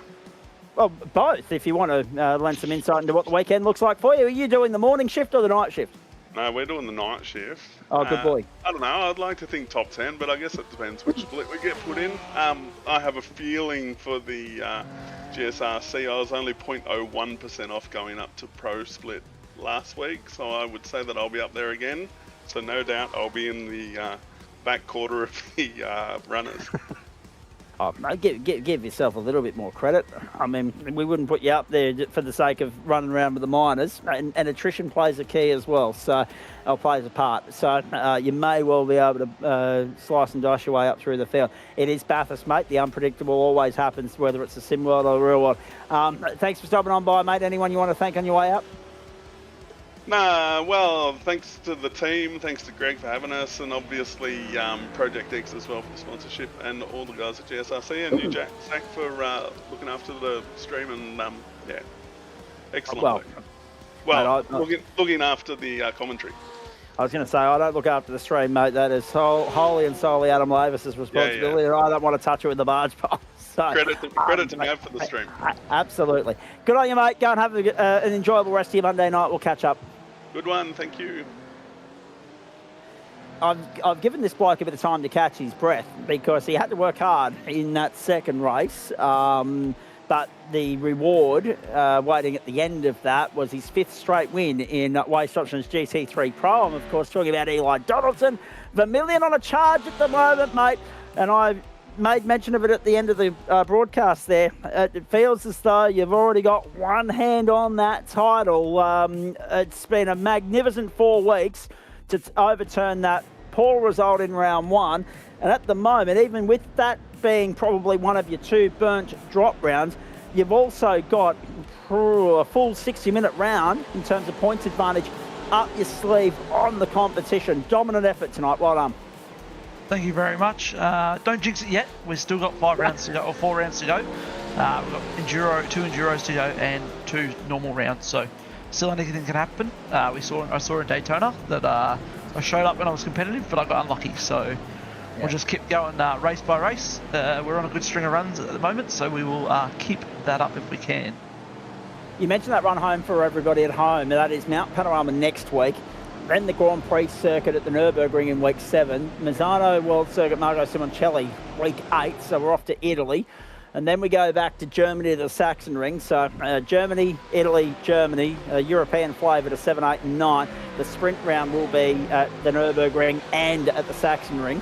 And then a 90-minute, so there's still there for you, ladies and gentlemen. 1, 2, 3, 4, 5, 6, 7 races to come in this back half of the campaign. Road America for 90 minutes. So really, to be fair, Eli, the pick of the bunch, the 2 90-minute races are on 2 of our absolute favourites. Yeah, got 12 hours of Bathurst this weekend, so you'd think everyone's going to be well versed, depending on what they pick, if they pick their drive car or if they pick something else, but everyone's going to know the conditions. And you got Nürburgring GP. I think I've seen the weather. I think I sold you a dummy last week and said it was going to be wet here this week, but I think Nürburgring is definitely wet. So it should be good for the Porsche. Misano, another good track for the Porsche. Sachsenring, same, and then Road America, we're just going to get through 90 minutes of trying not to get the Porsche do Porsche things. Thank you, by the way, because I've been sitting here scratching my head for the last 90 minutes wondering, I'm sure someone last week said it was going to be wet here this week, and then Adam Lavis has said, no, it's dry, it's bone dry. So I agree, yeah, someone has sold us a dummy. You are absolutely right. And I'm only feeding off the information that's passed on in this broadcast server from all and sundry. So thank you for that. I was a little bit disappointed we didn't see it either. However, I would argue that we didn't need it to spice and liven things up. This is enough of a challenge and provided good enough racing in the dry. Yeah, I've done a few races here in the wet, and like wet, and even half wet, and yeah, like you said, this track's challenging enough, especially like second race coming from 10th. It's hard enough trying to get past people cleanly. Trying to add some water, I think it would have been more carnage tonight, so I think we were sort of lucky we didn't get any. Nick Wood played a very sporting role in not making life very difficult for you when you reached his rear end in race 2 there, mate. You claw back through the field from 10th on the grid. You catch up with Nick, and within, 2 sectors, you get by pretty cleanly, pretty comfortably, and then just push on with it, and the reward is a nearly 5-second victory. Yeah, he did me a solid last week. He's done me a solid again this week. He did really well. He was struggling in practice and he got to invert pole, and then I sort of just had to work my way through, and I know I had to get past Jonesy, one of Jonesy's teammates. I had Chapo and Nick in front of me, so I was like, oh, it's going to be hard for me to get past one of them. And Jonesy was sort of racing me hard because it was whoever got through the traffic quickest was going to ultimately win that race. So yeah, I got Nick as soon as I said to Nick, I said, don't sacrifice your race. I said, let me just get close enough to you. And then we got to 9 and I said, I'll just take it on the outside, and he just let me straight through. So he's a great teammate. I couldn't ask for anything better, to be honest. No, that's exactly right, mate. I guess the most challenging aspect of that, one, you put a clean lap together in qualifying. 2, you held off Ryan Jones, who was your nearest opponent in both qualifying and race 1. And then, obviously, some very smart racecraft from you to get through the field as swiftly as you did in race 2 to put yourself in the best possible position to do the double. I looked at this and thought it might be a bit of a challenge or a bit difficult to try and pull that off tonight, but you went out and did it anyway. Well, I had 2 thoughts. I was going to start the race depending on how it went. I got to like lap 3 or 4 and I got to the back of Chapo, and I had a thought of maybe doing what he did, but then he folded out of the way, so it was like, okay, well, I'll keep going. And then the guy in front of Chapo pulled over and did the same thing, so it sort of just fell to me that I had track position the whole time, so I was like, well, I'm not going to go out of my way to sacrifice free air if I've got it, so that made it a lot easier. Indeed it did. Right out. You've already said let's not put the mocker on it, but this was the only racing that we've seen tonight. Obviously, you saw the results from the Pro-Am split there, mate. Am split results to follow for everybody at home, but Mustang, Mercedes, dominant there. I guess the thing that worked into your favour here, mate, was that the field was so Porsche heavy, maybe not necessarily the right car for the circuit, but you guys were able to overturn that anyway. And we knew that was going to be a talking point as the season went on, because everybody was very Porsche happy with what I saw at Daytona, selected it for the 10-week season. So far, it's been really good. How do you envisage Bathurst faring for them, and can you keep this winning streak going? I'd like to hope I can keep the winning streak going. It'd be nice. Depends how many Smokies come out for Pro next week, because I'd say being that there's the 12-hour and before, you'll see some of the Daytona heavy hitters come out. Just depends, but it would be nice to just keep up the front. I know I've got to race Jonesy for the championship, maybe even Alex as well, so it would just be planned is just to keep staying clean and being in front of them. With the Porsche here, I actually picked the Porsche for the whole season because I thought it was going to be quite good here. I did like 559 laps, not quite the same amount as Greg, but I did a fair few laps that official week in the Porsche, and it was quite good here, so I was confident with it here. I've been confident with it all season, so it'll just be get up, repeat, do it all over again every other week, and hopefully we can come home with that first championship. It'd be a big feather in the cap for you, mate, considering the elite company, the elusive company that you would join if you were to be able to finish this off over the next 5 weeks. Does the weight of the prospect of what's ahead rest on your shoulders yet, or are you trying not to think about it? Try not to think about it, but it's like everything. The closer and closer you get to something, the more and more you want it, but it makes you more aware of what you're doing. So like even tonight, I was aware. I had to be more cautious of what I was doing. And yeah, like I think I've been in gents for 2 or 3 years now. I don't think if you ever told me that I'd be close to getting a GT3 championship, I would have believed you. So I've been very lucky with sort of the participation, but I won't let that dampen my light. If I can get one, I'll take it. And you got to take them when you can get them. So we'll just keep on fighting forward. Very nicely done. Terrific to catch up with you, mate. Mount Panorama is obviously going to be the forefront of the iRacing world for the next 7 days. Good luck with that. The rest of the team we're expecting to see, obviously Thursday night in the Porsches. What does the rest of your week look like, and when does this preparation for the 12-hour begin? 12-hour preparation starts on Friday night. I'm going to be a bit cheeky and race on a second account that's got way less iRating. So I'm purely doing the 12-hour this year for fun, because last year it was wet the whole time and I hated every second of it. And I don't even think we made 4 hours through. So I've sneakied a little. I think I'm going to do it with Dan Piper. We're going to do a cheeky little low soft 12 hour and just have fun with it. I don't know what car, don't even know what car we picked. We'll pick whatever's quickest for the BOP, or we might go the Porsche because it'll be good practice for Monday. But it'll be 12-hour practice on Friday and then 12-hour all day Saturday. Might do a little bit of lapping on Sunday on the gents server settings and with the fuel load, but I don't think it'll be too much. All right, very nicely done. Really good stuff. Cannot wait to see how it all plays out for you, mate. You're right, last year it was monsoonal pretty much from first until last there. It hosed down all day.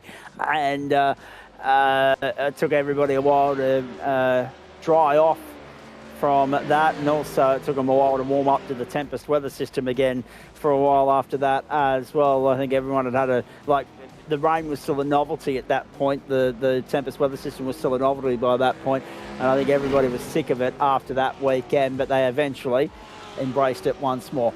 Hey, well done, mate. Phenomenal start of the season for you. You're punching Lazarus and Dench type numbers at the moment. It's good to watch. All the best for the second half of the season. Go well. Thank you very much. Geez, have a look at the crowd still in the house here, ladies and gentlemen. Kurt Normanson, Jeff Adams, Ryan Jones and Sam Chapman. Oh, Chapo's finally unmuted himself, so he's joining us for chat too. But I'll get to you two blokes in a minute, Jones and Chapman, because we've got Super Formula Light to pick apart with you as well.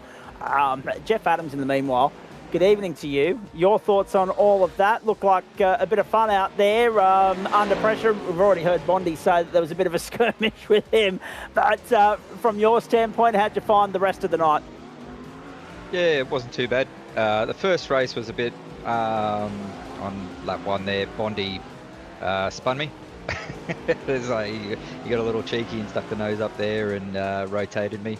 But he held back and he readdressed it anyway, so he obviously knew it was a small mistake. It was the lightest of touches, but it just happens sometimes, and then that put me in a bit of a position where I had to recover for the second race, and I managed to make up some positions in that second one, going from 15th up to 8th, which has obviously helped me sort of keep Ryan Jones off my back for the points in the championship, with him following me up closely as he's had some good results in the last couple of races. And from your standpoint, mate, obviously it's been interesting to watch the step up from Pro-Am to Pro as well. So how are you finding that transition, and are you happy with what you've been able to put on the board so far? Yeah, well, I'm slightly a bit surprised at where I'm landing, being that I'm still third in the championship. It's a bit of a surprise, to be honest. Wasn't expecting myself to be that competitive, or at least have enough points in that respect. But the racing has been good. I've enjoyed the pro sport, the pro series, and the racing's been good. Again, we haven't had some big heavy hitters in here for a couple of bits, which has obviously helped me as well. But obviously they definitely turn up and show us how it's done usually. So we got to wait for those boys to turn up, especially for next week at Bathurst. I'm expecting some big hitters to turn up. Well, that's exactly right, mate. Although I'm a little bit surprised they didn't turn up tonight, Jeff, to be honest. I mean, we're looking at the field size here, and 22 feels small for both GT3 Pro, but also Adelaide. There's been a big vibe on this circuit ever since it launched on the server 3 months ago. Yeah, I think you've probably got some boys probably giving it a rest because they're doing practice for Bathurst for the 12-hour. So I think you've probably got a few boys out sitting out for that. It was a thought on my behalf to actually sit this one out and just focus on Bathurst in the GT3 and try not to mess it up. But I can't turn up Adelaide. It's a crack of a racetrack. And as my teammate, Greg Heaney, he's definitely set some laps here, and I definitely wanted to see if I could set at least a time representative of his speed that he had here. So I needed to do something, at least put some laps on the track. Well, that's exactly right. And from your standpoint, are you settling up for the 12-hour this weekend, or just focusing on the GSRC 90 minutes next Monday night? No, I'll do I've got a race with Subpar actually. So I'll be racing. So I'll be racing with the Subpar League for those boys under that banner. for the GT3s there at Bathurst. Yeah, so, and then obviously that'll be beneficial for the endurance race on the Monday if I'm not too tired from it. So yeah, I think it'll be good. I've got the Sydney 500 as well. I'm taking my family on the Sunday, so I've got the 12. So I've got the 12-hour on Saturday. I've got the V8s on Sunday, and then back to Bathurst on the Monday night. So it's got to be a full couple of days. Jeff, if only you had Friday off. They're offering free tickets, and to be fair, that would have been better value for money. But nonetheless, Sunday, I'm sure you'll enjoy yourself out there in Western Sydney. Then, of course, the 90 minutes on Monday night, mate. How are you feeling about what you might be able to achieve there, given that tonight, sprint racing, Rip Tear Rush Bus, tomorrow, it's next Monday night, it's a little bit more stretched out, a little bit more strategy involved, and a little bit more focus and concentration required because you've got to go that little bit longer again. It's 90 minutes next week. Yeah, I think, like I said, with the you do the practice over with the 12-hour. It's not the same car, which is a little bit of a bit of a thing I'll have to adjust with. But again, it's just Bathurst. It's like, I don't think you'll know anybody that in GSRC that hasn't spun, a gazillion laps at Bathurst. And I've been a regular there with the Mountain Men for a few seasons in a row there. So I've turned numerous laps there, and it's definitely a track that I don't think anyone can turn their nose up at. It's an absolutely great racetrack, and I think everybody will turn up and put up a great show for everyone too.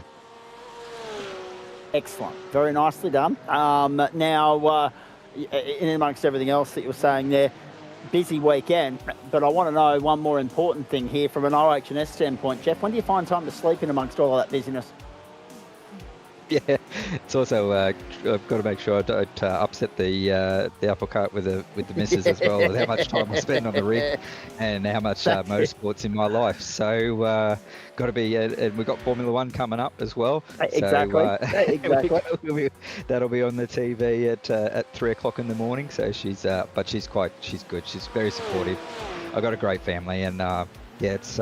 I wouldn't be able to do any of this without her. So. No, absolutely not. Absolutely not. They're the long-suffering partners of our GSRC cohort, ladies and gentlemen, and very understanding, very patient, very caring people. So they're not thanked anywhere near enough as they should be. So it's nice to be able to acknowledge that from time to time, mate. I'm going to let you go so that you can actually go and get off the rig and not chew into any more of the time that you're going to spend on it this week. Who do you want to thank on the way out?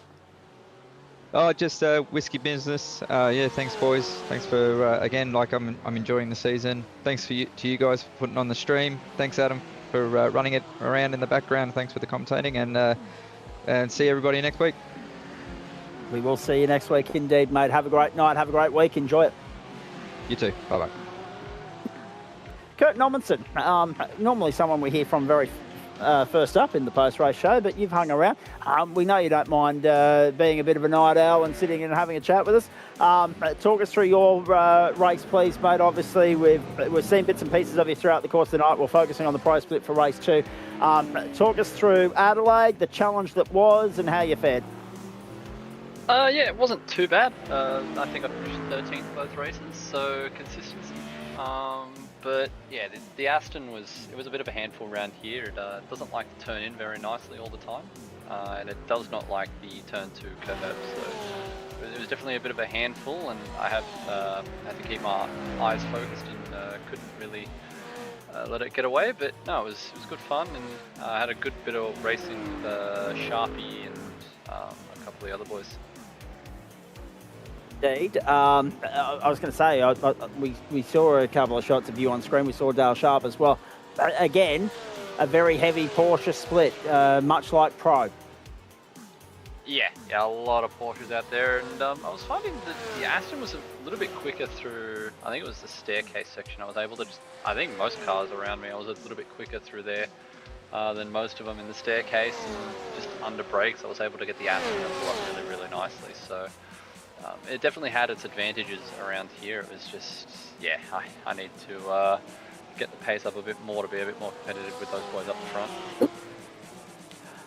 Indeed. I mean, obviously, Adelaide, a circuit that we were all very much looking forward to seeing. Are you happy with how you've adapted to it yet, mate? Or obviously, are there other circuits in the back half of the schedule more to your liking? I don't mind Adelaide. I've turned about 500 odd laps around here, so... Oh, okay, so Greg is still leading and you're about second, you'd say? Yeah, I've done about 550 laps or so. Probably could have done a few more, but you know, I didn't want to oversaturate myself with the officials and stuff like that when I was first jumping back into the sim. So definitely a lot of laps that I've missed out on. But yeah, I'm liking the track, and it's good racing around Adelaide. There's a lot of spots you can sort of pass and have good battles without just taking each other out. Very nicely done. Before we press on, I'm just going to jump in here. Italy are 355 at the moment, boys, chasing England's 7 for 202 as we go around the grounds. They need 148 off 80 balls. I'd love nothing more than for them to get it too.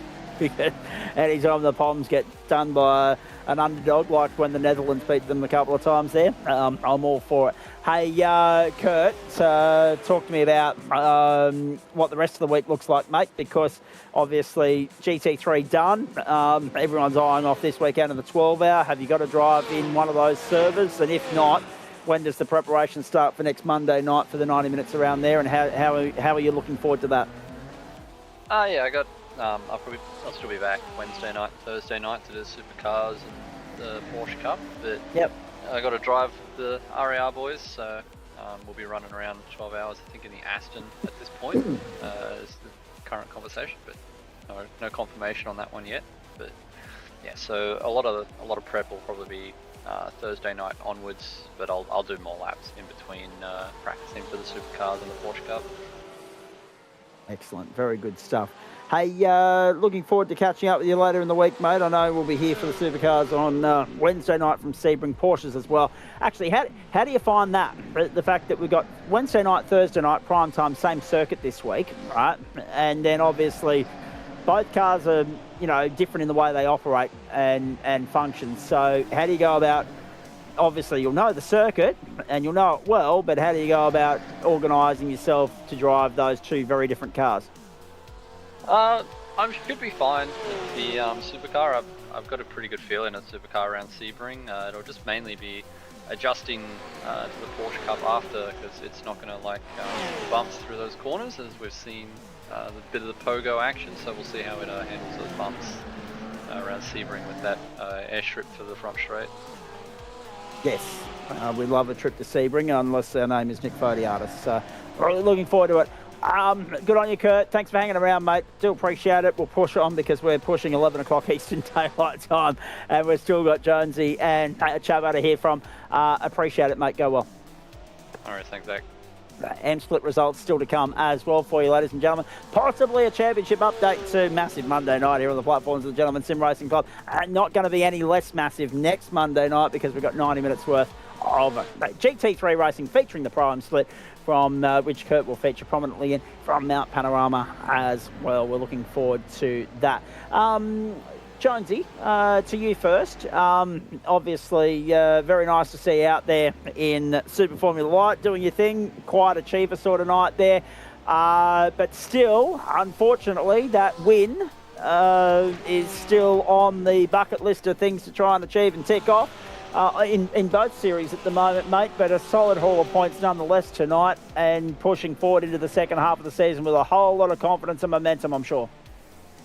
Yeah, I won in GT4 the night, so I'm not too fussed about that anymore. I'm starting to rue the start to the season I had in GT3. I took a grand total of 10 points across both rounds. Yes. So I guess I'll be my drop rounds, and I'm wondering actually if I'm going to gain 2 points from the second round, because I actually finished that round with -2 points for the round due to a penalty. So I don't know how that's going to work in the drop round. Do I gain 2 if it comes back my way? That'll be a question that Adam Lavis and Adam Lavis only will be able to answer, but I like it. I like your thinking. You might actually, that would be a first. You might actually get 2 points back. That would be hilarious. It'd be a first time for everything.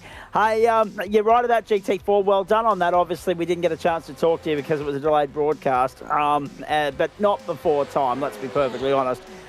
It's been a while coming. GT3, let's talk there first, because obviously we can go back to SFL with Chapo in just a moment. But GT3, Adelaide, I know you both have seen this circuit in the flesh before. Must have been nice to get out there and instead of taking your camera with you, Jonesy, getting behind the wheel and having a steer. Obviously, you've gone out and raced other categories here before, but there's something about GT3 racing here that's pretty bloody good. It's good fun. I heard the other boys talk about how many laps they've done, so I had a cursory look at Drive 61, and I'd done 40 before tonight around here, a couple months ago. GT3 fixed, and I remember it being very hot, so at least I had that up my sleeve. I would argue, right, and you'll know where I'm going with this, that because of your real-world work, that time is not necessarily your friend, it's more your enemy. So when you look at the fact that the Greg Heaney's of the world have got 700-odd laps and the Kurt Normansons have got 500 laps, the fact that you've only got 40 doesn't necessarily surprise me, but at least you've got some, because I was starting to wonder that myself, where you would be on that. But it becomes a bit of a juggling act, doesn't it? And when you've got holidays and family time and other things built into your life, mate, there's a time and a place for it. At least you have had some experience here before tonight, though. Yeah, exactly. I mean, I love just rocking up to pretty much all these series and just giving myself time in the practice server and seeing where I can rock up. And I mean, in SF Light, so it seems to be having some pretty varying results. I was terrible for Quali today, and some tracks I don't really gel with, and I've had a pretty good run lately of tracks and combos that I'm gelling with pretty nicely, pretty quickly, which is good. I generally have always found I can sort of get up to my pace, 95% pace within 5 or 6 laps, but the next 5% take me about 3,000, so I can get there or thereabouts.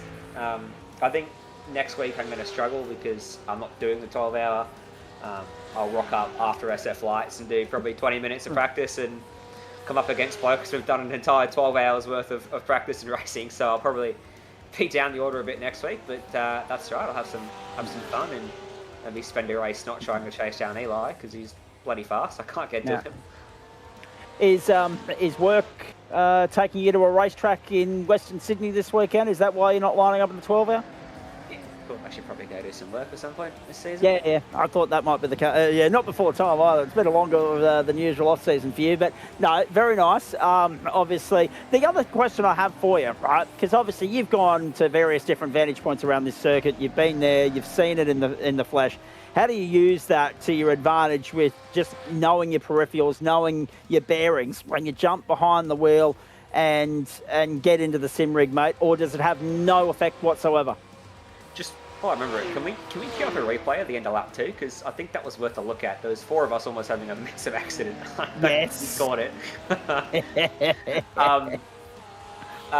It's funny actually. This is the only track. Every time I come here, I actually keep thinking about some of the things I was listening to one of the drivers saying on the track walk this year or last year.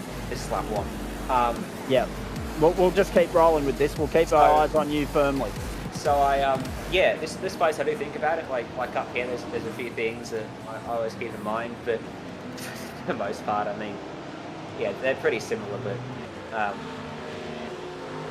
you pick it up on the sim, and it's just cool to drive around them, like when they come out for the first time, like somewhere like here, and go, you know, this, how crazy this looks compared to real life. Like it feels so different. You would have been able to, actually on the subject of things that happened last Thursday night, Jonesy, you would have been able to sympathise with some of those runners without spoiling it for those that haven't seen it, of course, for some of the runners in the Daytona 500 this morning, missing out by 1,000th of a second on Thursday night yourself. Yeah. Probably one of the most impressive ways I've ever lost a race.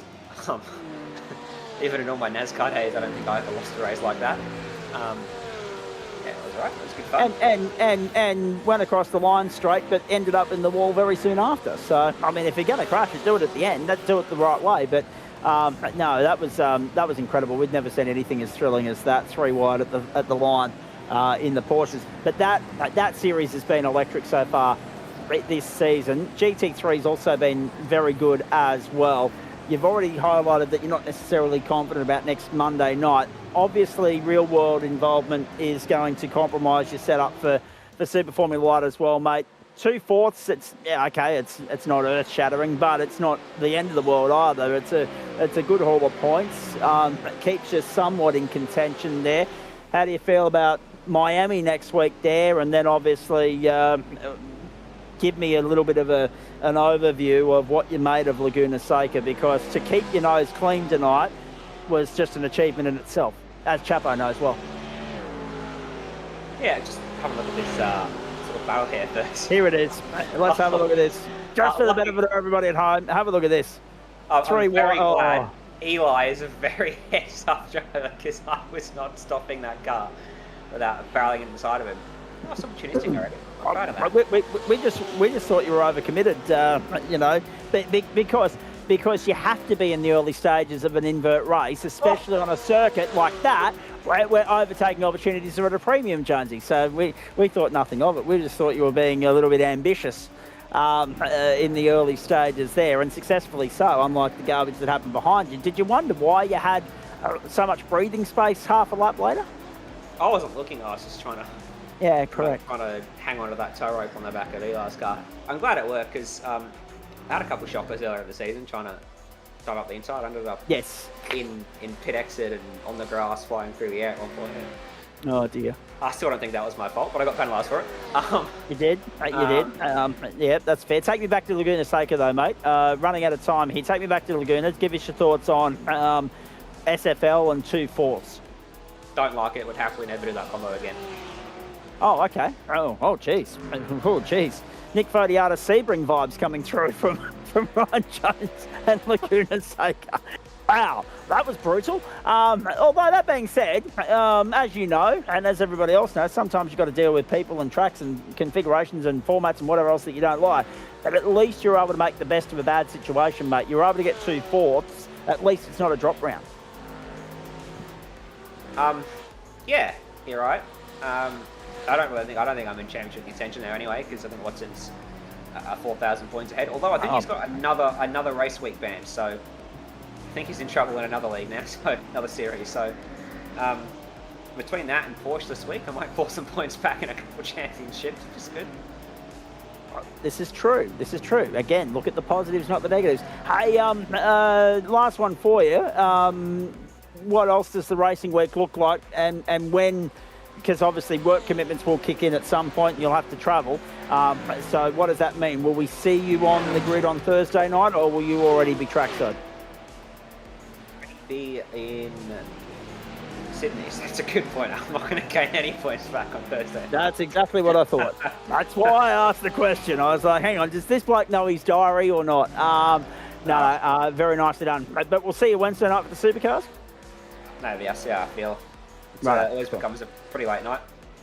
It does, but that's all right. Sleep on the plane, you'll be right.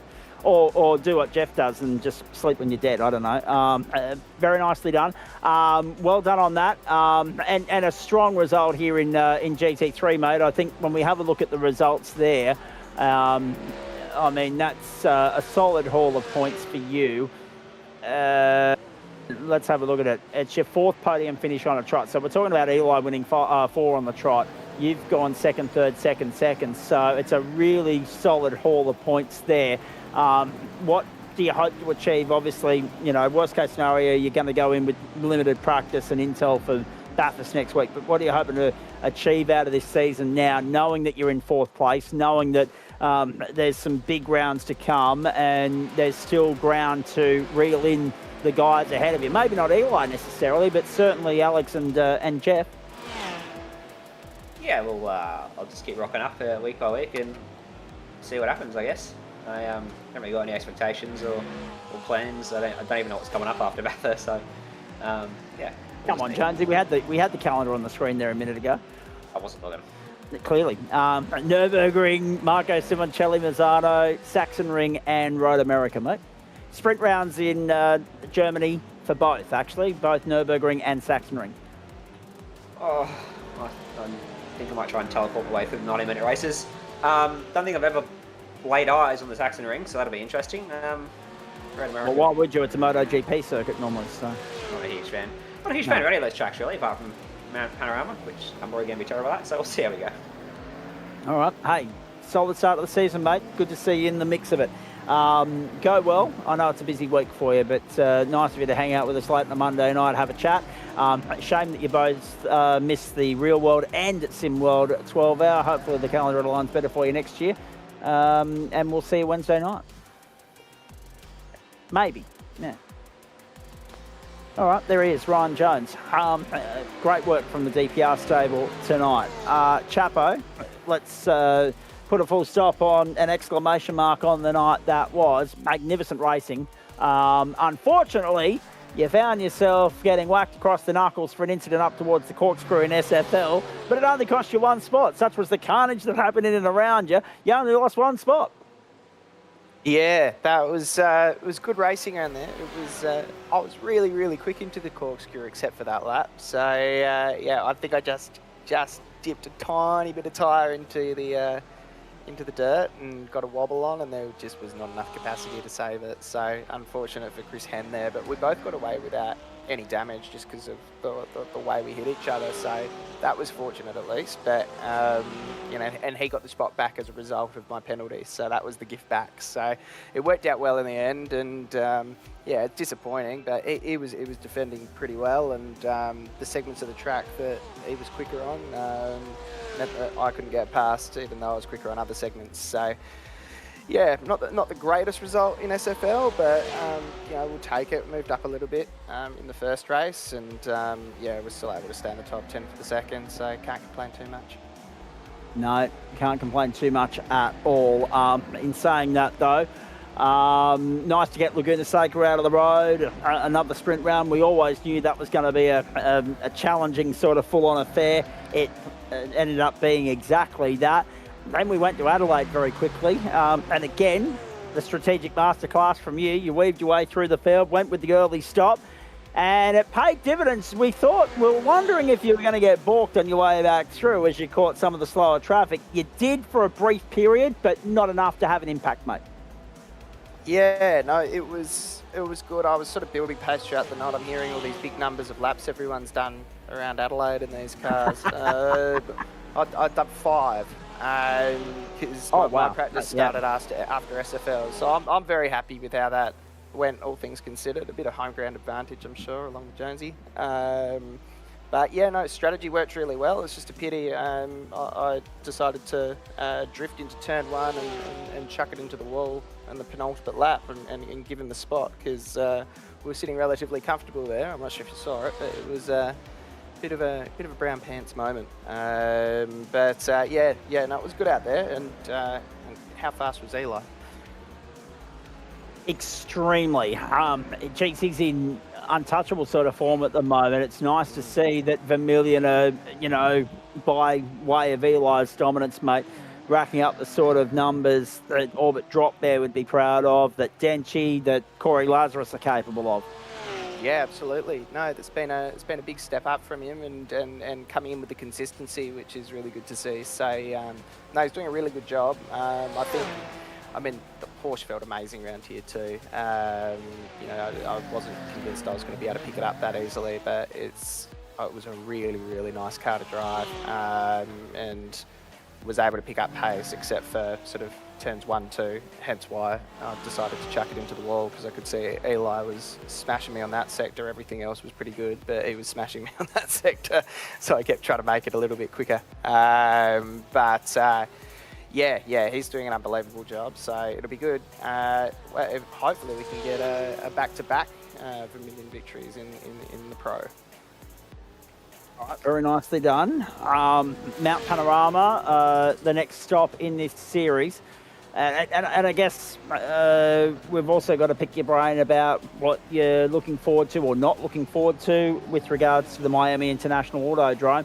if we should see you on the grid next Monday night for the double header, mate. I mean, obviously, if you've only done 5 laps around Adelaide before the race started tonight, I can only imagine how little you've done around Miami. You probably haven't even brought the circuit yet. But then we get to Mount Panorama, which everybody loves and everyone will have had more than enough of if they're doing the 12-hour this weekend. And are you lining up with any of the Vermilion boys? I don't know yet. I don't think so. I don't think I'm going to have time. And my history with Bathurst is somewhat checkered, so we'll see.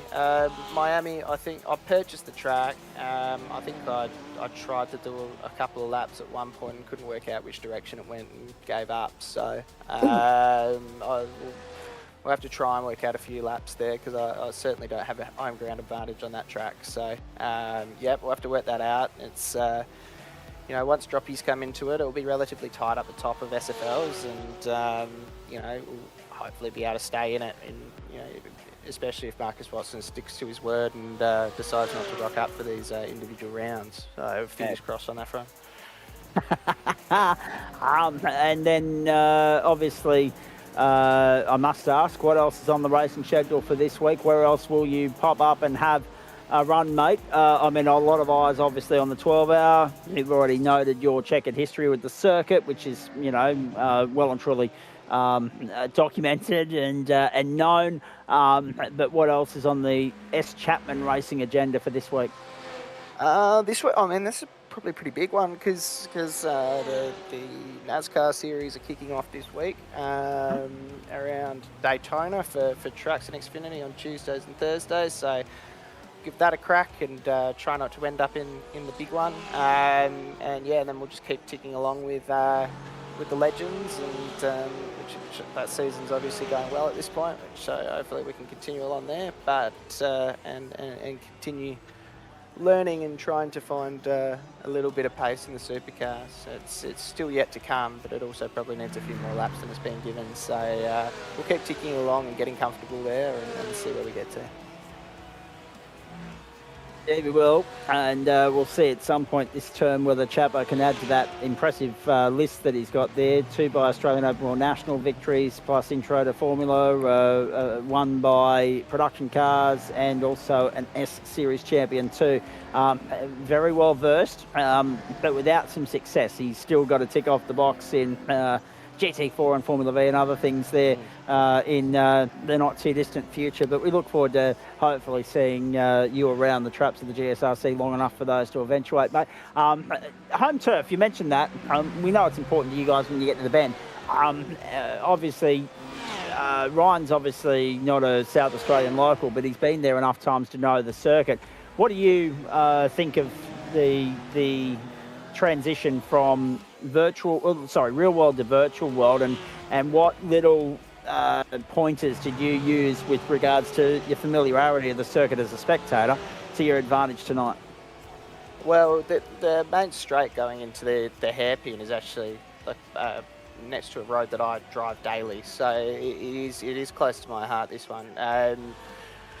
Didn't do any extra intel this time around, but I do remember before the Open Wheel Nationals, I did do a bit of a drive around and was having a look at that. There was a section as you come through here, this corner here, that I was often spinning out on, and I was like, right, I want to go have a look and see what it is, and there is actually quite a significant crest there, so I changed my line based on that sort of track walk there going into the Open Wheel Nationals. Didn't quite get me the victory, but I think that sort of familiarity did help. And yeah, I don't know. I was surprised how comfortable I felt out there tonight in this car, given it is a concrete canyon, and I haven't done any laps in a closed wheel sort of car around here. But yeah, I think there is sort of a level of familiarity as to what's going on, and a bit of confidence on home soil. So yeah, it would have been nice to be able to get Eli, but he's just too fast. So I'll have to settle for P2 again round here. That's fair. But if you're going to settle for P2, you may as well do it for a teammate, and rather than anybody else. It always looks good for the team stable when there's somebody ahead of you on the podium. 2 on the podium tonight. Really good to see. Great to catch up with you, mate. Thank you for that. We're almost out of time here. Go well for the rest of the week. We'll see you at some point, I'm sure. And obviously, we'll look forward to seeing if you can get the monkey off your back when it comes to Mount Panorama next week. See how we go. See if I roll in. And I'll be interested. I'll be really interested to see if the fuel save is on when we get to Miami as well for Super Formula Light. Marcus is still a little bit snarky about that one based on the comment earlier tonight. Because we were wondering, actually, the first question we posed, and he was actually watching the broadcast at the time, we said, has Chapo taken on enough fuel? He only took, you were only stationary there for about 3 seconds in that feature race for GT3.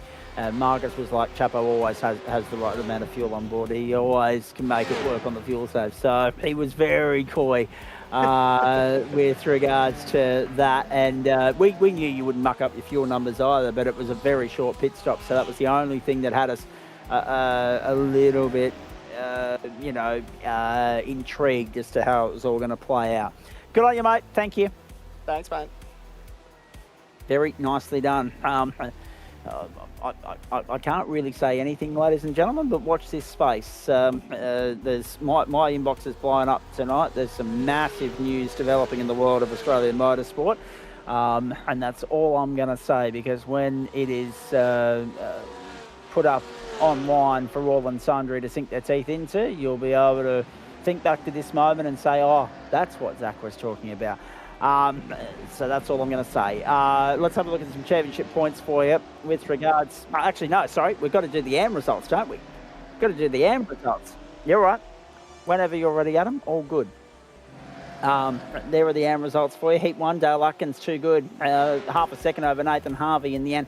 Then Tristan Koch, Braden O'Loughlin, Martin Davis, Edward Rollo, then Daniel Stone, Greg Colgan, Jesse McMenamin, and James Denton, the top 10 in that series. Opening race of the 5th round from the Adelaide Parkland Street Circuit, 1:19.733 for Dale Atkins, the fastest lap of the race. And again, Whiskey Business Racing enjoying a very solid hit out tonight. Feature. Jesse McMenamin, too good in the second race from 9th to 2nd on the grid, and then obviously has converted. Dale Atkins marched his way through to 2nd, but the damage was done. 4 seconds to the good. McMenamin used the clear air to his advantage.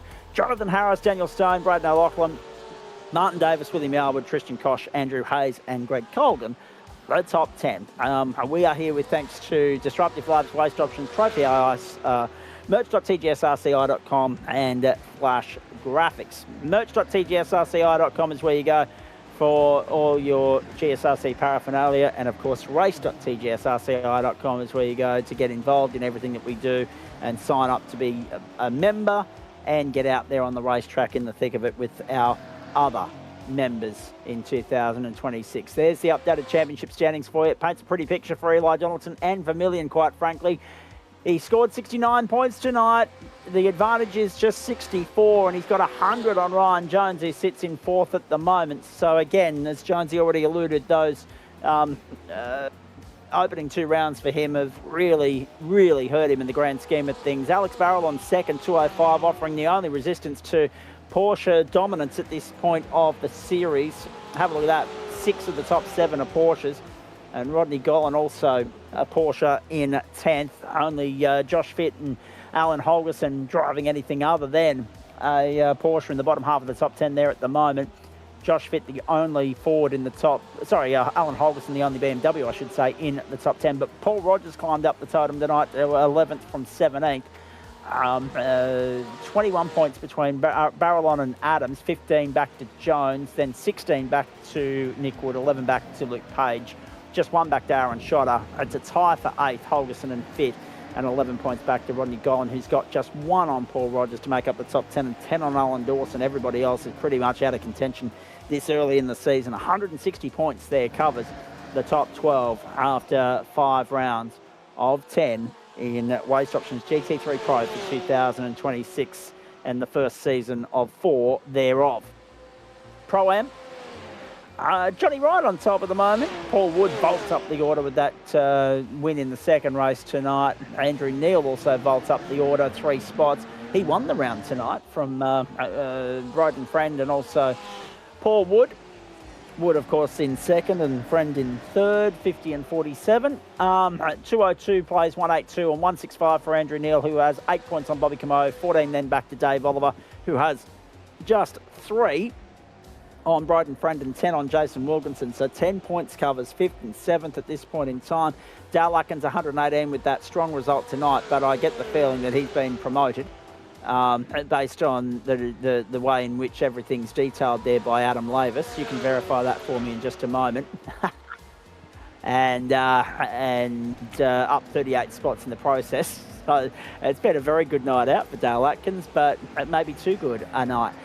Derek Fitzgerald on 114 and Greg Heaney on 95 and Nathan Michael on 93 make up the new look top 10 with Atkins getting promoted. 202 to 93 is 109 points. Not that maths is my strong point, but that's the margin covering the top 10 at this point in time. And as you see there, it's another dominant looking leaderboard for Porsche. 1st, 3rd, 4th, 6th, 7th, 9th and 10th. So that's 7 in the top 10 plus a Merca Bimmer and an Acura. It'll be nice to have an Acura back on the Pro Split grid next week. Brooklyn Bredham with that dominant performance tonight. Actually, can we just go back to the Pro-Am screen there for a moment, please, Adam? Brooklyn Bredham with that dominant performance tonight, up 16 spots, 1st and 19th. Unfortunately, the 19th probably ruled him out of being promoted this week as well. But up 16 spots already into 14th in the points score. 13th essentially come next week. Geez, how nice, how refreshing is it to see a mix of different manufacturers? 3 of them in the top 3, 6, 7 in the top 10. If you don't mind, there's only 4 Porsches in that top 10. There's a Lambo, there's an Audi, there's a Mercedes, there's a McLaren, a BMW, and also an Aston Martin. Nathan Harvey, 221 plays Braden O'Loughlin.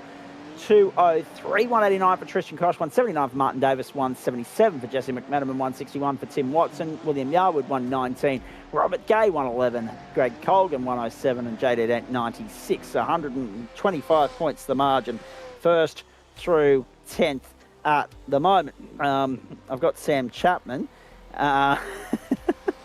messaging me at the moment as well. Yes, we are very glad, actually, Chapo, that you told us to broadcast the final part of the Porsche Cup Pro race from the other night. It was an absolute belter. 380 for Braden O'Loughlin and Jesse McManaman. That's from the AM split, of course. They're leading the points team bragging rights race at the moment, ahead of the Vermilion stable of Eli Donaldson and Richard Mitchum. Where was Mitchum tonight? Triple Five Sim Sport, I should say, 308, and HTS Tristan Koch and Robert Gay on 300. The first of the pro teams is, of course, Vermilion, but the first of the Pro-Am teams is in 5th spot, Send Society, John Wright and Sam Woodhouse on 293 points. Let's have a look at what comes your way across Facebook and YouTube, the platforms of the Gentleman Sim Racing Club. There it is for you. Now, make a note of this. Tomorrow night, not broadcast as per normal. We're off to Brands Hatch, the Grand Prix circuit, an all-British night, actually. Downforce Legends from Brands Hatch, across town at Silverstone. It's GSRC Retro Formula 1. Both running sprint races, a full week of sprint racing here, really. There's a lot of it popping up across the schedule. The only places where it's not are, of course, the Wednesday night, Thursday night, Friday night and Saturday night main course offerings, but sprint racing everywhere else, which is good to see. At Legacy Silverstone for the GSRC Retro Formula 1 Championship, 8 p.m. for the Downforce Legends, 9:15 for the Formula 1. That is Australian Eastern Daylight Time, as per usual. The long course for the Downforce Legends at Brands Hatch, it's important to note, and at Legacy Silverstone. So that's the pre-2010 configuration for the GSRC Retro Formula 1 Series. Oz Legends Cup Wednesday night. That's a delayed broadcast. More on that in a moment. But we will be live for the Supercars from the Sebring International Raceway. That is from 9 p.m. Australian Eastern Daylight Time. We'll be with you a couple of minutes before that, 8:55. Dan Yeaman and I to bring that one to you from Sebring. The Elite, the Dev Split, both in one server. And that is a 40-minute race. It's been a couple of strong showings so far in the Supercar Series this term. It'll be interesting to see what they offer up at Sebring on the back of what was not a bad affair at Tail and Bend, it's fair to say. Thursday night, we're bringing this to you on Friday, I do believe. That's right, isn't it, Adam? We're back here Friday afternoon. That's the current plan. That's the current plan. Right, so somewhere around 1, 2 o'clock Friday afternoon, folks, we're here with you. We will bring you the Oz Legends Cup sprint round from Sebring International Raceway Club first. Dan Yeaman's work commitments prevent us from getting on earlier on Wednesday night to bring you the Oz Legends Cup race. So we'll bring that to you Friday. Then, we'll bring you GT4 from Portland as per normal. 2 sprint races there. For those of you planning to compete, that's the usual time, 7:45 Eastern on Thursday night, followed by the Porsches from Sebring, a 40-minute race, 9 p.m. Eastern Daylight Time. That'll be nice and spicy as well. As far as our schedule is concerned this week, it is the elite split for the Porsche Cup. So Friday afternoon, triple treat, replay of the Oz Legends Cup, replay of GT4 Sprint Racing, replay of the GSRC Porsche Cup, just the elite split there, but the results, as always, from the Pro-Am, or the Open Cup and the Amateur Cup as well. Friday, for our GSRC GTE Disruptive Labs Championship, we're off to the historic Circuit de Barcelona Catalunya circuit for 60 minutes of racing there on the back of the 90-minute Enduro at Spa last week. You can join Liam Banks and Joe Baldwin for that. So Adam and I will depart. You'll have a couple of hours off, and then Joe and Liam will pick up the baton and run with it for Friday night motorsport as per normal. That is 8:30 p.m. Eastern Daylight Time. That is race start at least. The boys will be with you a couple of minutes before that. And during that broadcast, they'll spin the wheel for Saturday night for Mountain Men to determine the car of choice for that one. No longer a case of determining the track, because the car is obviously the only variable there these days. We're back to Mountain Men. We're not doing the Oz spin the wheel tour this term. So it's all Mountain Men. Car of choice to be determined on Friday night for 32 laps, 200 kilometres of Mount Panorama Bathurst on Saturday night from 8:30 p.m. Eastern Daylight Time. Then next week, make a note of this in your diary. We're with you a little bit earlier than planned for this one, folks. We're not with you earlier, I should say. We're with you later. We're back to sprint racing for Super Formula Light, but it's a 30-minute race, not a 40. That's what threw me there. Sorry, Adam. 30-minute race, 7:45 Eastern Daylight Time. So back to just single race there for the first time in a couple of weeks. And it'll be interesting to see if Yeaman, Chapman and Co can get up to their fuel-saving tricks once more. 30 minutes around the Miami International Autodrome. And that is 7:45 Eastern, followed by a trip to the mountain, another one. Been a few of those in recent days, and still more to come as well. iRacing officials coming up there this weekend. 8:45 Eastern Daylight Time, a 90-minute race from Mount Panorama Bathurst for the Pro-Am class to feature on broadcast for Waste Options GT3, the results from the Pro Split and the Am Split to follow the conclusion of that broadcast. Brilliant stuff. Now, unfortunately, it's all falling apart for Italy. They're 5 for 136 after 15 overs. They are trying to chase another 66 in 30 balls, so they need, 13.4 and over to win that match against England. England 7 for 202, playing Italy 5 for 136 at the moment. The Italians gallant, but it looks like it'll end in defeat. And Australia against Sri Lanka. Get the coffee brewing, folks. Must-win match for the Australians in the T20 World Cup in India. They are taking on Sri Lanka, and that is the 30th match of the tournament already. Yes, we're rapidly racing through them. That one coming to you from Pallekele, and that is the Group B match at 12:30 a.m. Eastern Daylight Time. Must win for the Aussies. They must beat Sri Lanka there to ensure qualification in the Super 8 phase of the tournament. You can watch it on Amazon Prime. So well done to England. Afghanistan getting the job done over the United Arab Emirates earlier in the night. We've had fun here as well. Aussies still to come. Winter Olympics to take you throughout the night. Get the coffee brewing. Burn the candle at both ends. It's a great start of the year in sport. We hope you enjoyed our coverage of this Monday night motorsport open wheel tin top doubleheader on the platforms of the Gentleman Sim Racing Club across Facebook and YouTube Live, exclusive and free. Well done to Eli Donaldson, 4 wins on the trot, 5 wins on the trot actually. He's looking very, very good for supremacy in Waste Options GT3 Pro this season. But as he said, let's not put the kiss of death on it. The job's not done yet. We're halfway there, and we'll begin the second half of the season this time next week with the first of the 2 90-minute Enduros from the Mecca, that is Mount Panorama. On behalf of Adam Lavis and all the broadcast commentary and production team here, enjoy the rest of your week. We'll look forward to your company Wednesday night, 8:55 Eastern Time, for our coverage of the supercars from Sebring, then for that triple header on Friday. Enjoy your evening, everybody. Bye for now.